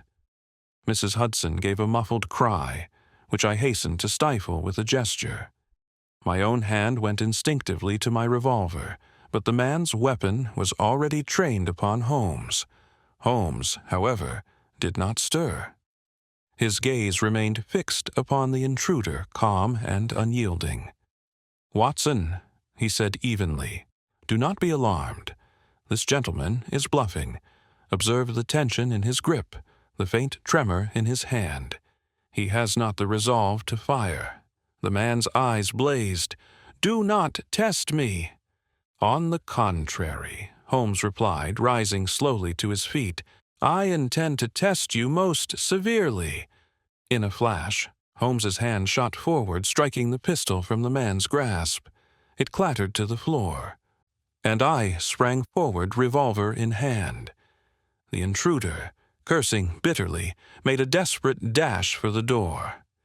"After him, Watson," Holmes commanded. We tore down the stair and into Baker Street, where the man shoved his way through the morning throng. He darted across the street, narrowly avoiding a hansom cab, and plunged into a narrow alleyway. Holmes was swift upon his heels, his long legs carrying him with astonishing speed. I followed as best I could, my heart pounding. The chase twisted through a warren of lanes until at last the man, finding his path blocked by a high brick wall, turned like a cornered animal. He brandished a knife now, his face contorted with desperation. Holmes advanced slowly, his voice steady. "You are finished, sir. Lay down your weapon. The yard has men closing in even as we speak." The man's gaze flicked wildly about, seeking escape. Then, with a hoarse cry, he lunged. I fired, the shot ringing sharply in the confined space, and the knife clattered harmlessly to the ground. The man staggered, clutching his shoulder, then collapsed against the wall. Within moments, Lestrade and 2 constables appeared, having followed the commotion. The prisoner was secured, muttering curses and oaths of vengeance as he was dragged away. Lestrade, panting from the pursuit, gave Holmes a look of grudging admiration. "Well, Mr. Holmes, it seems you were right. This business is bigger than any of us thought, but I'll confess, I don't yet see the full picture." Holmes's eyes gleamed with quiet intensity. "Nor should you, Inspector. Not yet. Tonight, all shall be clear. For now, guard that man well. His silence may be more dangerous than his words." As we returned to Baker Street, I could not suppress my unease. The cipher lay upstairs, its strange symbols etched into my mind.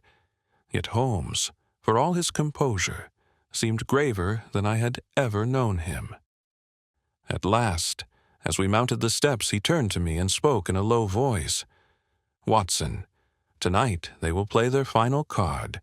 Be ready, for the game approaches its end, and the cost of failure is greater than you know." Chapter 14. Holmes closes in. The final clue revealed. The events of the morning still throbbed in my mind as we returned to the quiet sanctuary of Baker Street. Holmes moved with measured calm, yet I knew well the storm that brewed beneath that composed exterior. The cipher lay upon the table, the strange symbols now fully visible in the lamplight, as though mocking us with their silence.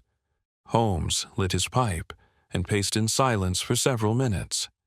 At last, he turned sharply to me. "Watson, do you recall the peculiar phrase Kendall uttered in the warehouse? You cannot stop what has already begun." "I do," I answered. "A threat, surely." "More than a threat," Holmes said gravely. It was a statement of fact.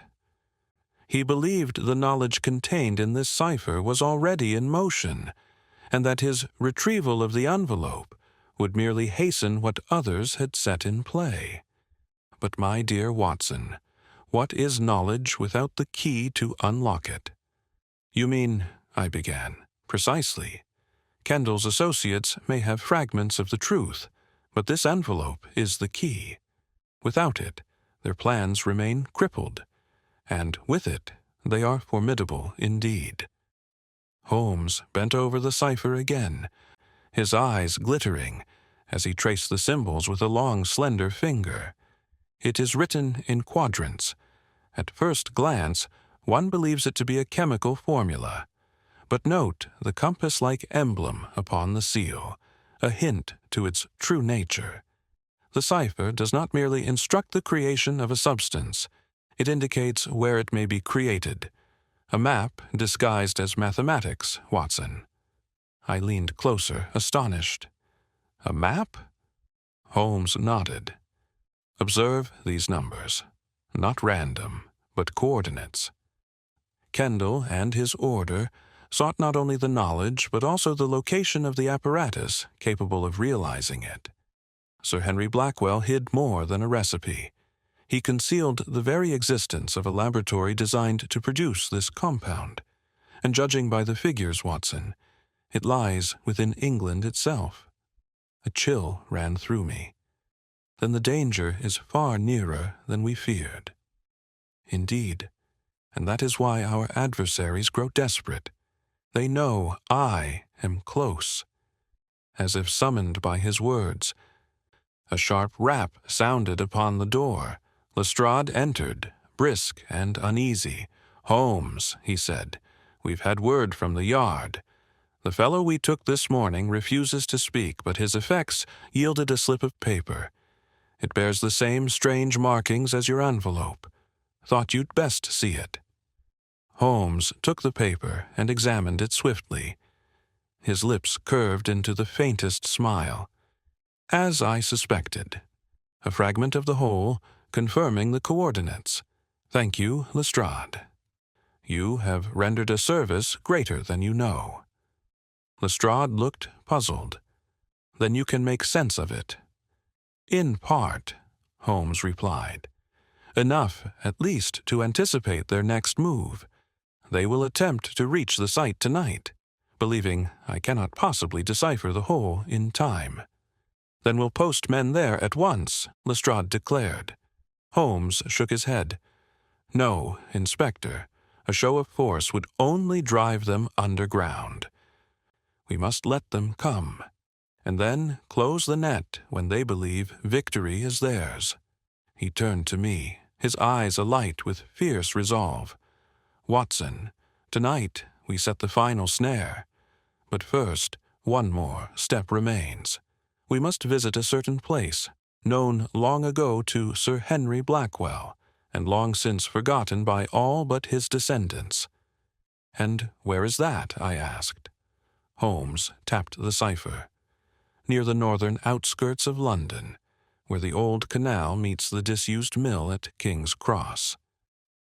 A secluded ruin, deserted these 40 years, yet it is here the cipher points. There, I believe, we shall find both the apparatus and the men who would wield it." Lestrade straightened. "Then we go tonight." "Tonight," Holmes affirmed. "And mark me, Inspector, bring no more men than you must. Surprise shall be our ally." As evening fell, we set out in silence, the damp mist curling about the lamplight as our cab rattled through the narrow streets. Holmes sat motionless, his face pale yet determined, his long fingers drumming lightly against his knee. "Holmes," I said quietly, "do you believe the danger as great as you suggested?" He looked at me gravely. "Greater, Watson, for knowledge is a weapon far sharper than steel, and there are those in this world who would gladly burn cities to ash if it gave them mastery over their fellows." Sir Henry understood this. That is why he sacrificed so much to ensure the cipher endured only in secret. We said little more until we reached the outskirts, where the dark silhouette of the abandoned mill loomed against the fog. The air smelled faintly of damp stone and rusting iron. Holmes stepped lightly from the cab, his eyes scanning every shadow. "Steady, Watson," he murmured. "The hour draws near. All the pieces are in place. Tonight, the curtain shall rise and fall." As he spoke, a faint flicker of light glowed within the ruin, vanishing as quickly as it came.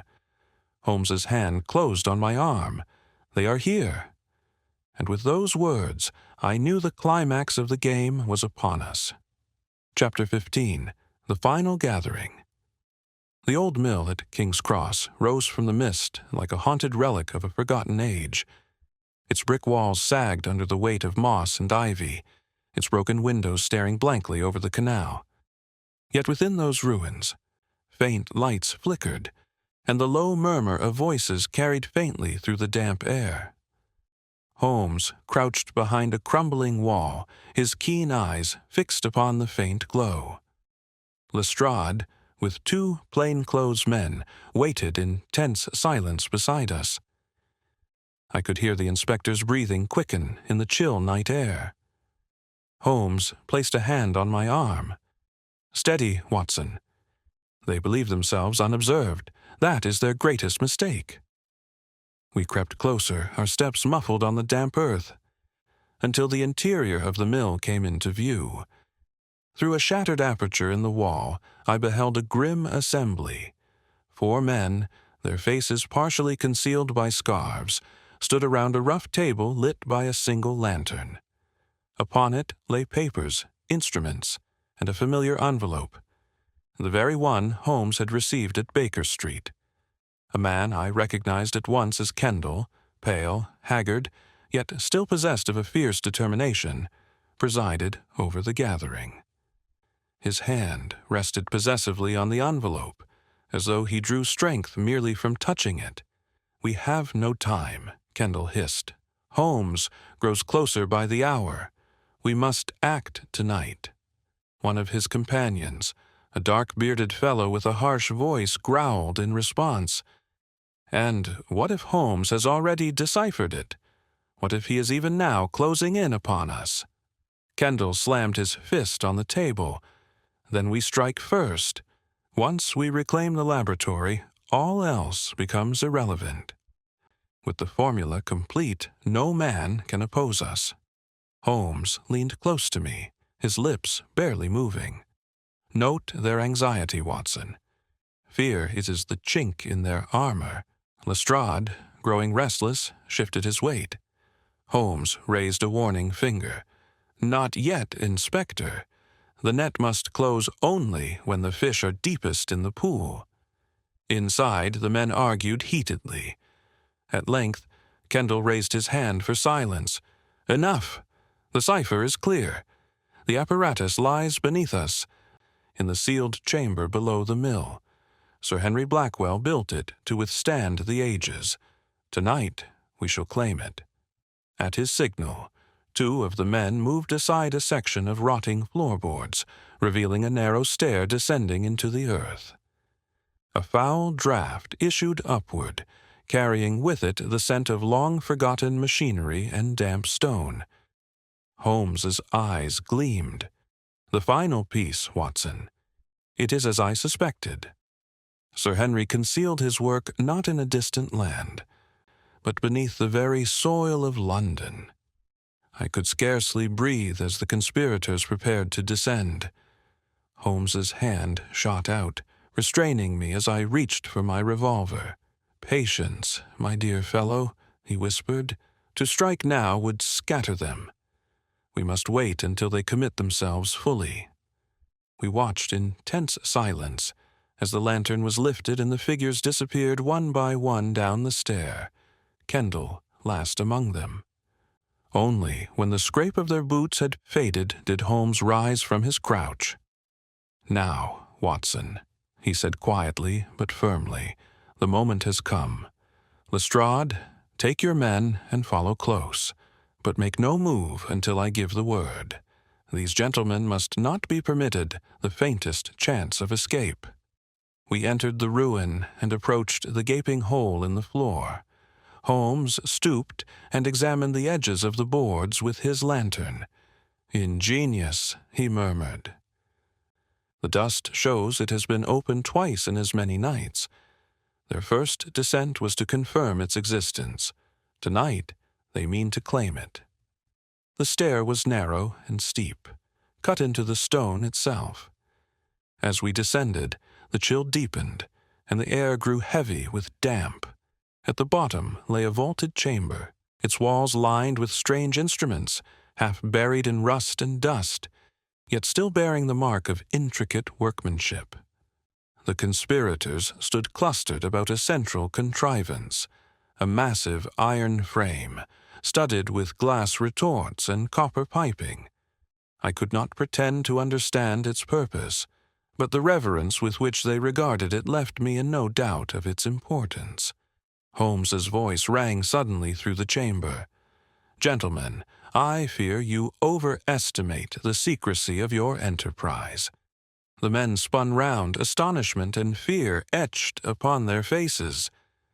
Kendall's hand darted toward his coat.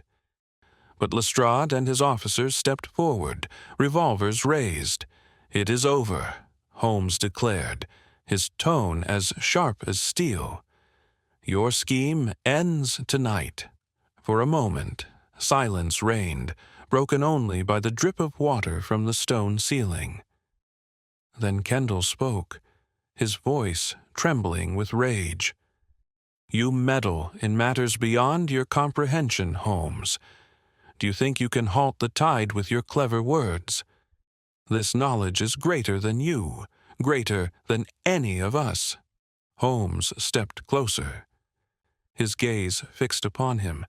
"On the contrary, Kendall, knowledge without conscience is but a flame in the hands of a child. You would burn the world to warm your own ambition." The others shifted uneasily. One attempted to flee toward the stair, only to find Lestrade's men barring the way. Holmes's voice cut through the dim air with quiet authority. "You stand in the very tomb of your own folly.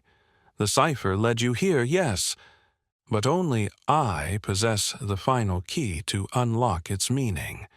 And that, gentlemen, is something you shall never hold."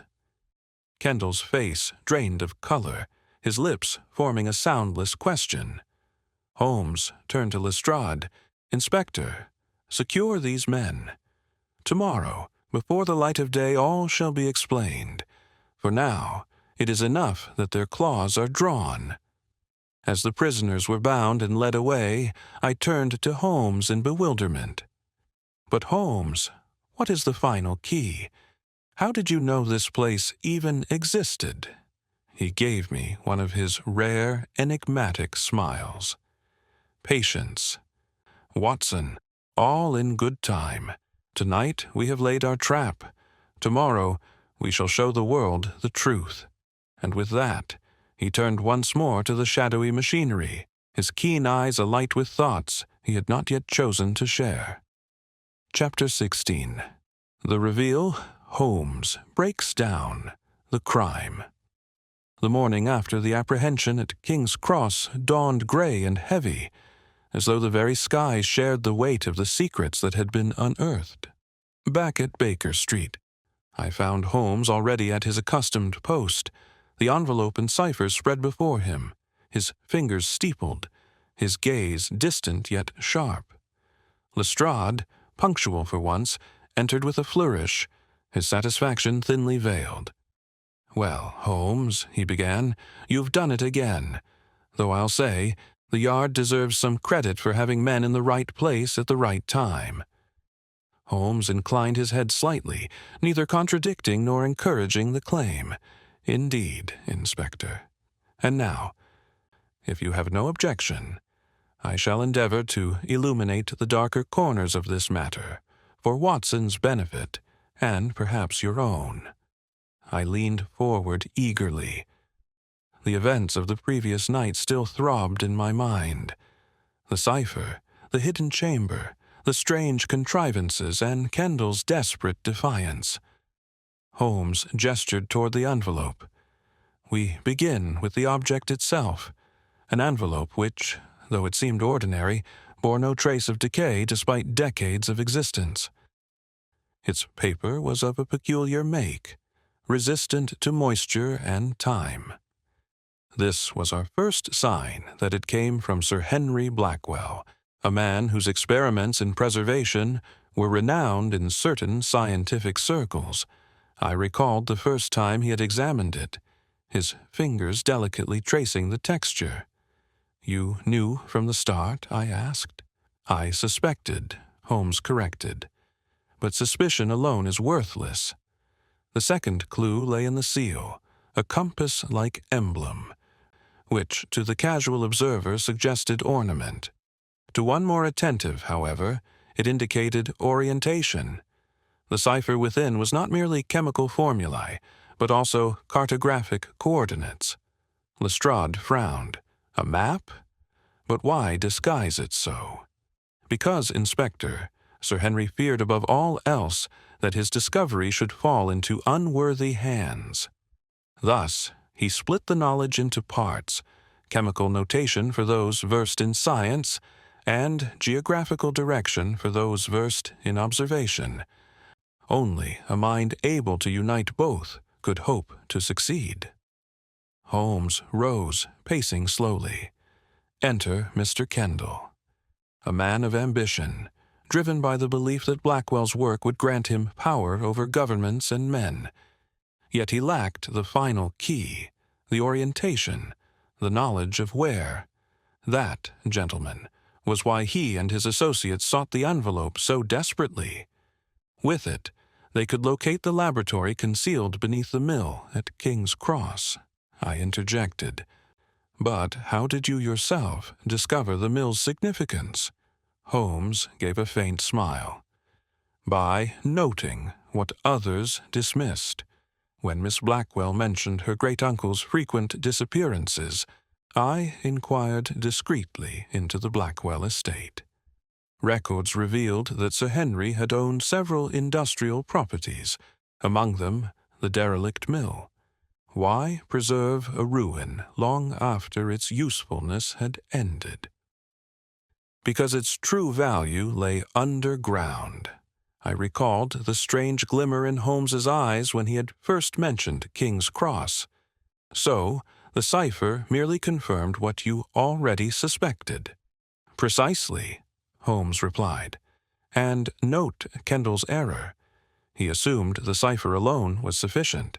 Yet, without the original envelope, treated with Sir Henry's preservative, the parchment fragments his men possessed would have perished decades ago.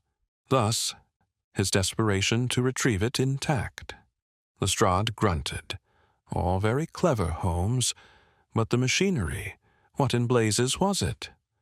Holmes's gaze grew grave.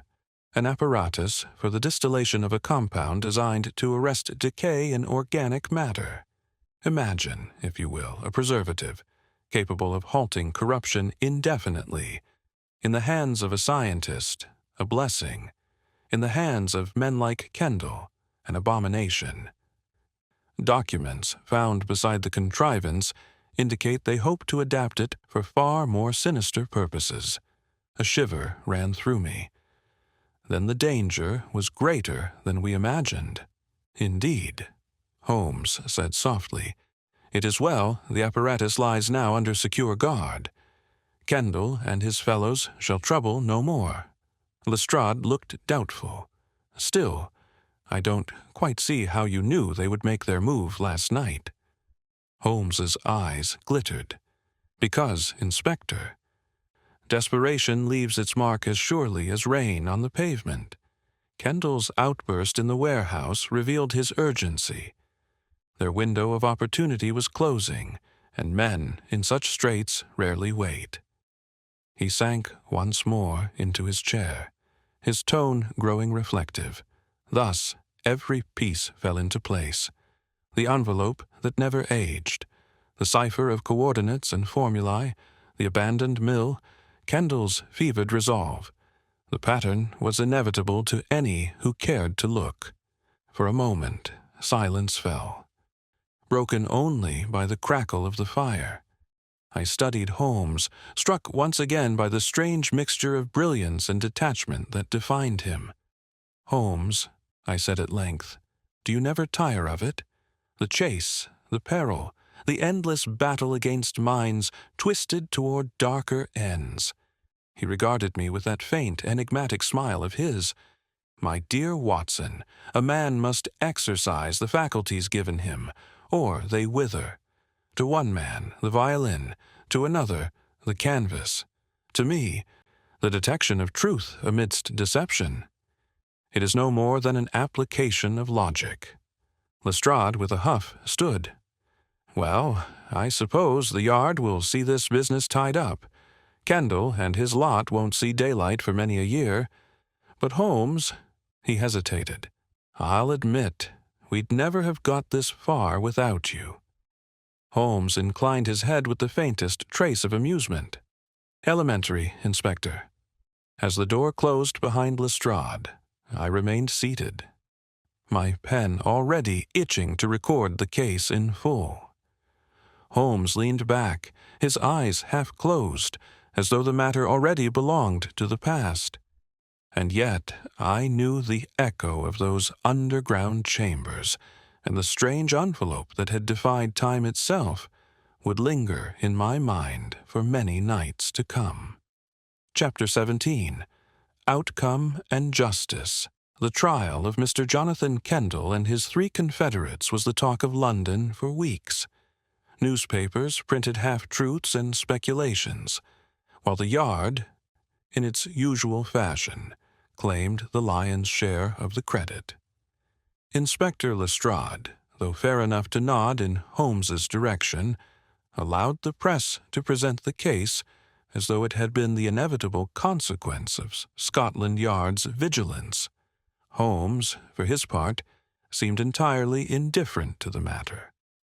The morning the first reports appeared, I found him at Baker Street with his violin resting idly against his shoulder, his eyes fixed upon the smoke curling from his pipe. "Holmes," I remarked, laying the paper upon the table, "do you not feel the least satisfaction at having brought such dangerous men to justice? The Times credits the Yard alone." He gave a faint, almost weary smile. "My dear Watson, I have no quarrel with the Times. The record of truth will find its way to your pen, as it always does, and that is credit enough. Fame is a bauble, best suited to those in uniform. Let Lestrade enjoy his moment." I could not help but admire his detachment, though I knew well enough that behind it lay a fierce pride in his art. In court, Kendall's demeanor had astonished many. Far from cowed, he defended himself with eloquence, proclaiming that Sir Henry Blackwell's discoveries belonged not to secrecy, but to the advancement of mankind. His voice rose with almost prophetic fervor as he spoke of a future where decay and time itself could be mastered. The judge silenced him sternly, reminding the jury that noble rhetoric did not absolve one of criminal conspiracy. Yet I confess, as I sat in the gallery, I felt a chill at his words. There was a terrible conviction in them, as though he truly believed himself the custodian of some higher destiny. Holmes, sitting beside me, whispered dryly, "Observe, Watson, the dangerous mind, brilliant enough to clothe selfish ambition in the garments of virtue. Kendall speaks not for mankind, but for his own craving for power." The jury was unmoved by Kendall's oratory, the evidence, the recovered cipher, the testimony of Lestrade's men, the contrivances hidden beneath the mill, painted a damning picture. After scarcely an hour of deliberation, the verdict was returned. Guilty on all counts. Sentence was passed swiftly. Kendall was to spend the remainder of his natural life in prison. His companions likewise condemned. That evening, back at Baker Street, I found Holmes seated at the window, gazing out into the fog. I ventured, "So ends Kendall's ambition. Do you think he will accept his fate quietly?" Holmes tapped the ash from his pipe. "Men such as he never accept. They endure, but they do not accept. Yet the world shall sleep more soundly, knowing that he and his schemes are shackled beyond hope of resurrection." For a time we sat in companionable silence, the fire crackling softly. At length I asked, "And the apparatus? The preservative formula, what becomes of them now?" Holmes's eyes grew distant. "The Yard has sealed the chamber beneath the mill. The machinery will be dismantled, the documents archived under lock. It is possible, however, that Sir Henry's work may one day be rediscovered. Science progresses inexorably, Watson. Today's forbidden art is tomorrow's commonplace. The true question is whether mankind will have grown wise enough to wield it." His words lingered with me. There was in them no triumph, only a sober recognition of the eternal struggle between knowledge and morality. The following day, Lestrade paid us a visit, his manner uncharacteristically cordial. "Holmes," he said gruffly, "the Yard owes you more than it will ever admit. Without you, Kendall might well have succeeded. You'll never hear it in the papers, but, from me, at least, you have my thanks." Holmes inclined his head. "Spoken like a man of integrity, Inspector. Take care to guard that sentiment. It is rarer than diamonds."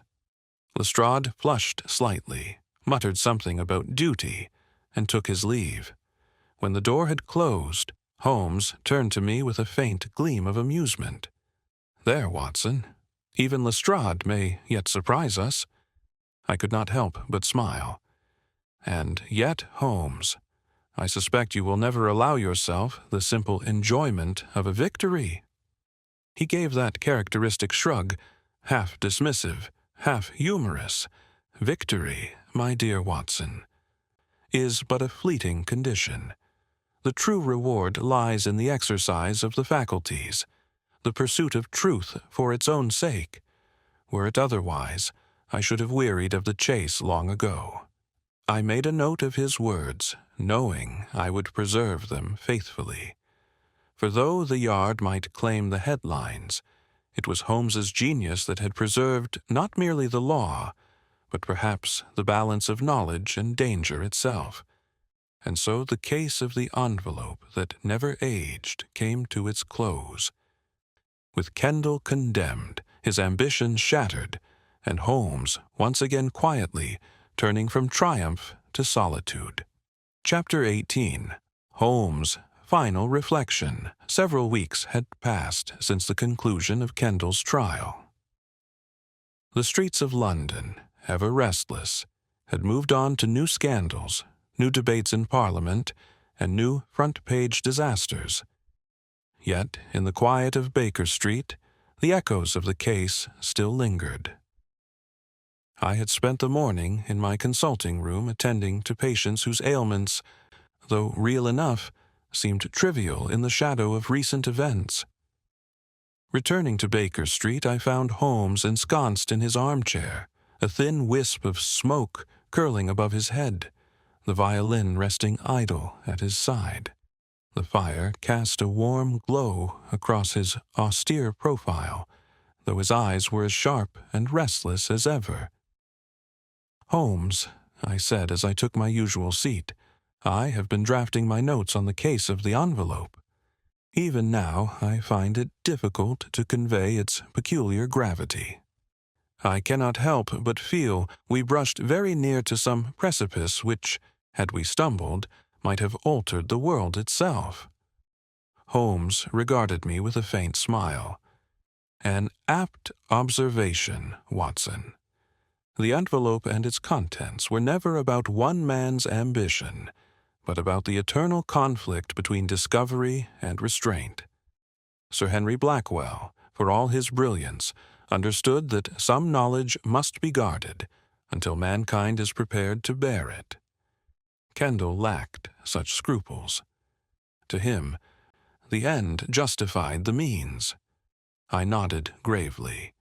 "And yet I cannot help but wonder, was Sir Henry right to conceal it? If such a preservative could truly arrest decay, think of the good it might do."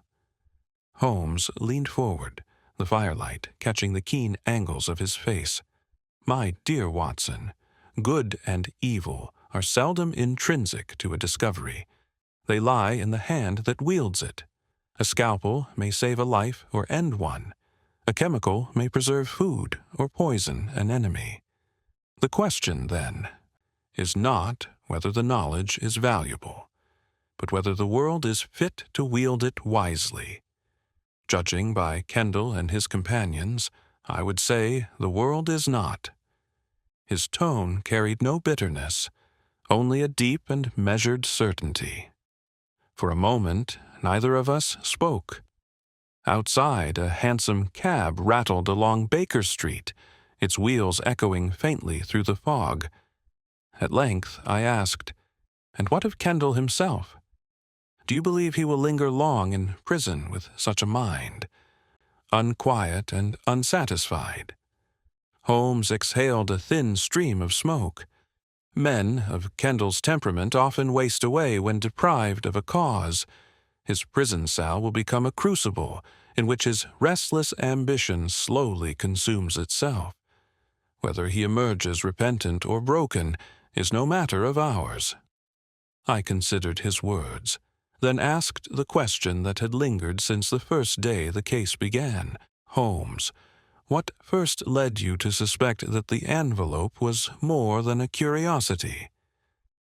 Many might have dismissed it as an eccentric relic. Holmes's smile widened slightly. The absence of decay, Watson. Nothing resists time forever. When it does, it demands explanation. From that single anomaly, the entire structure of the case unfolded. A deduction is often no more than the patient pursuit of one small truth until it blossoms into many. I scribbled the remark in my notebook, for it seemed to me the very essence of his method. Holmes rose then, taking up the violin. A soft, reflective strain soon filled the room, weaving through the air like a meditation. Watching him, I felt the same awe I always did, that here was a man who stood at the crossroads of logic and mystery, whose brilliance seemed both a gift and a burden.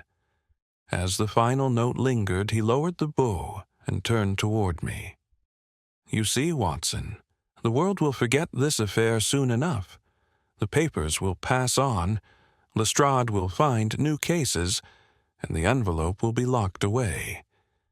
Perhaps never to be seen again, but the principles it revealed, observation, patience, reason, remain.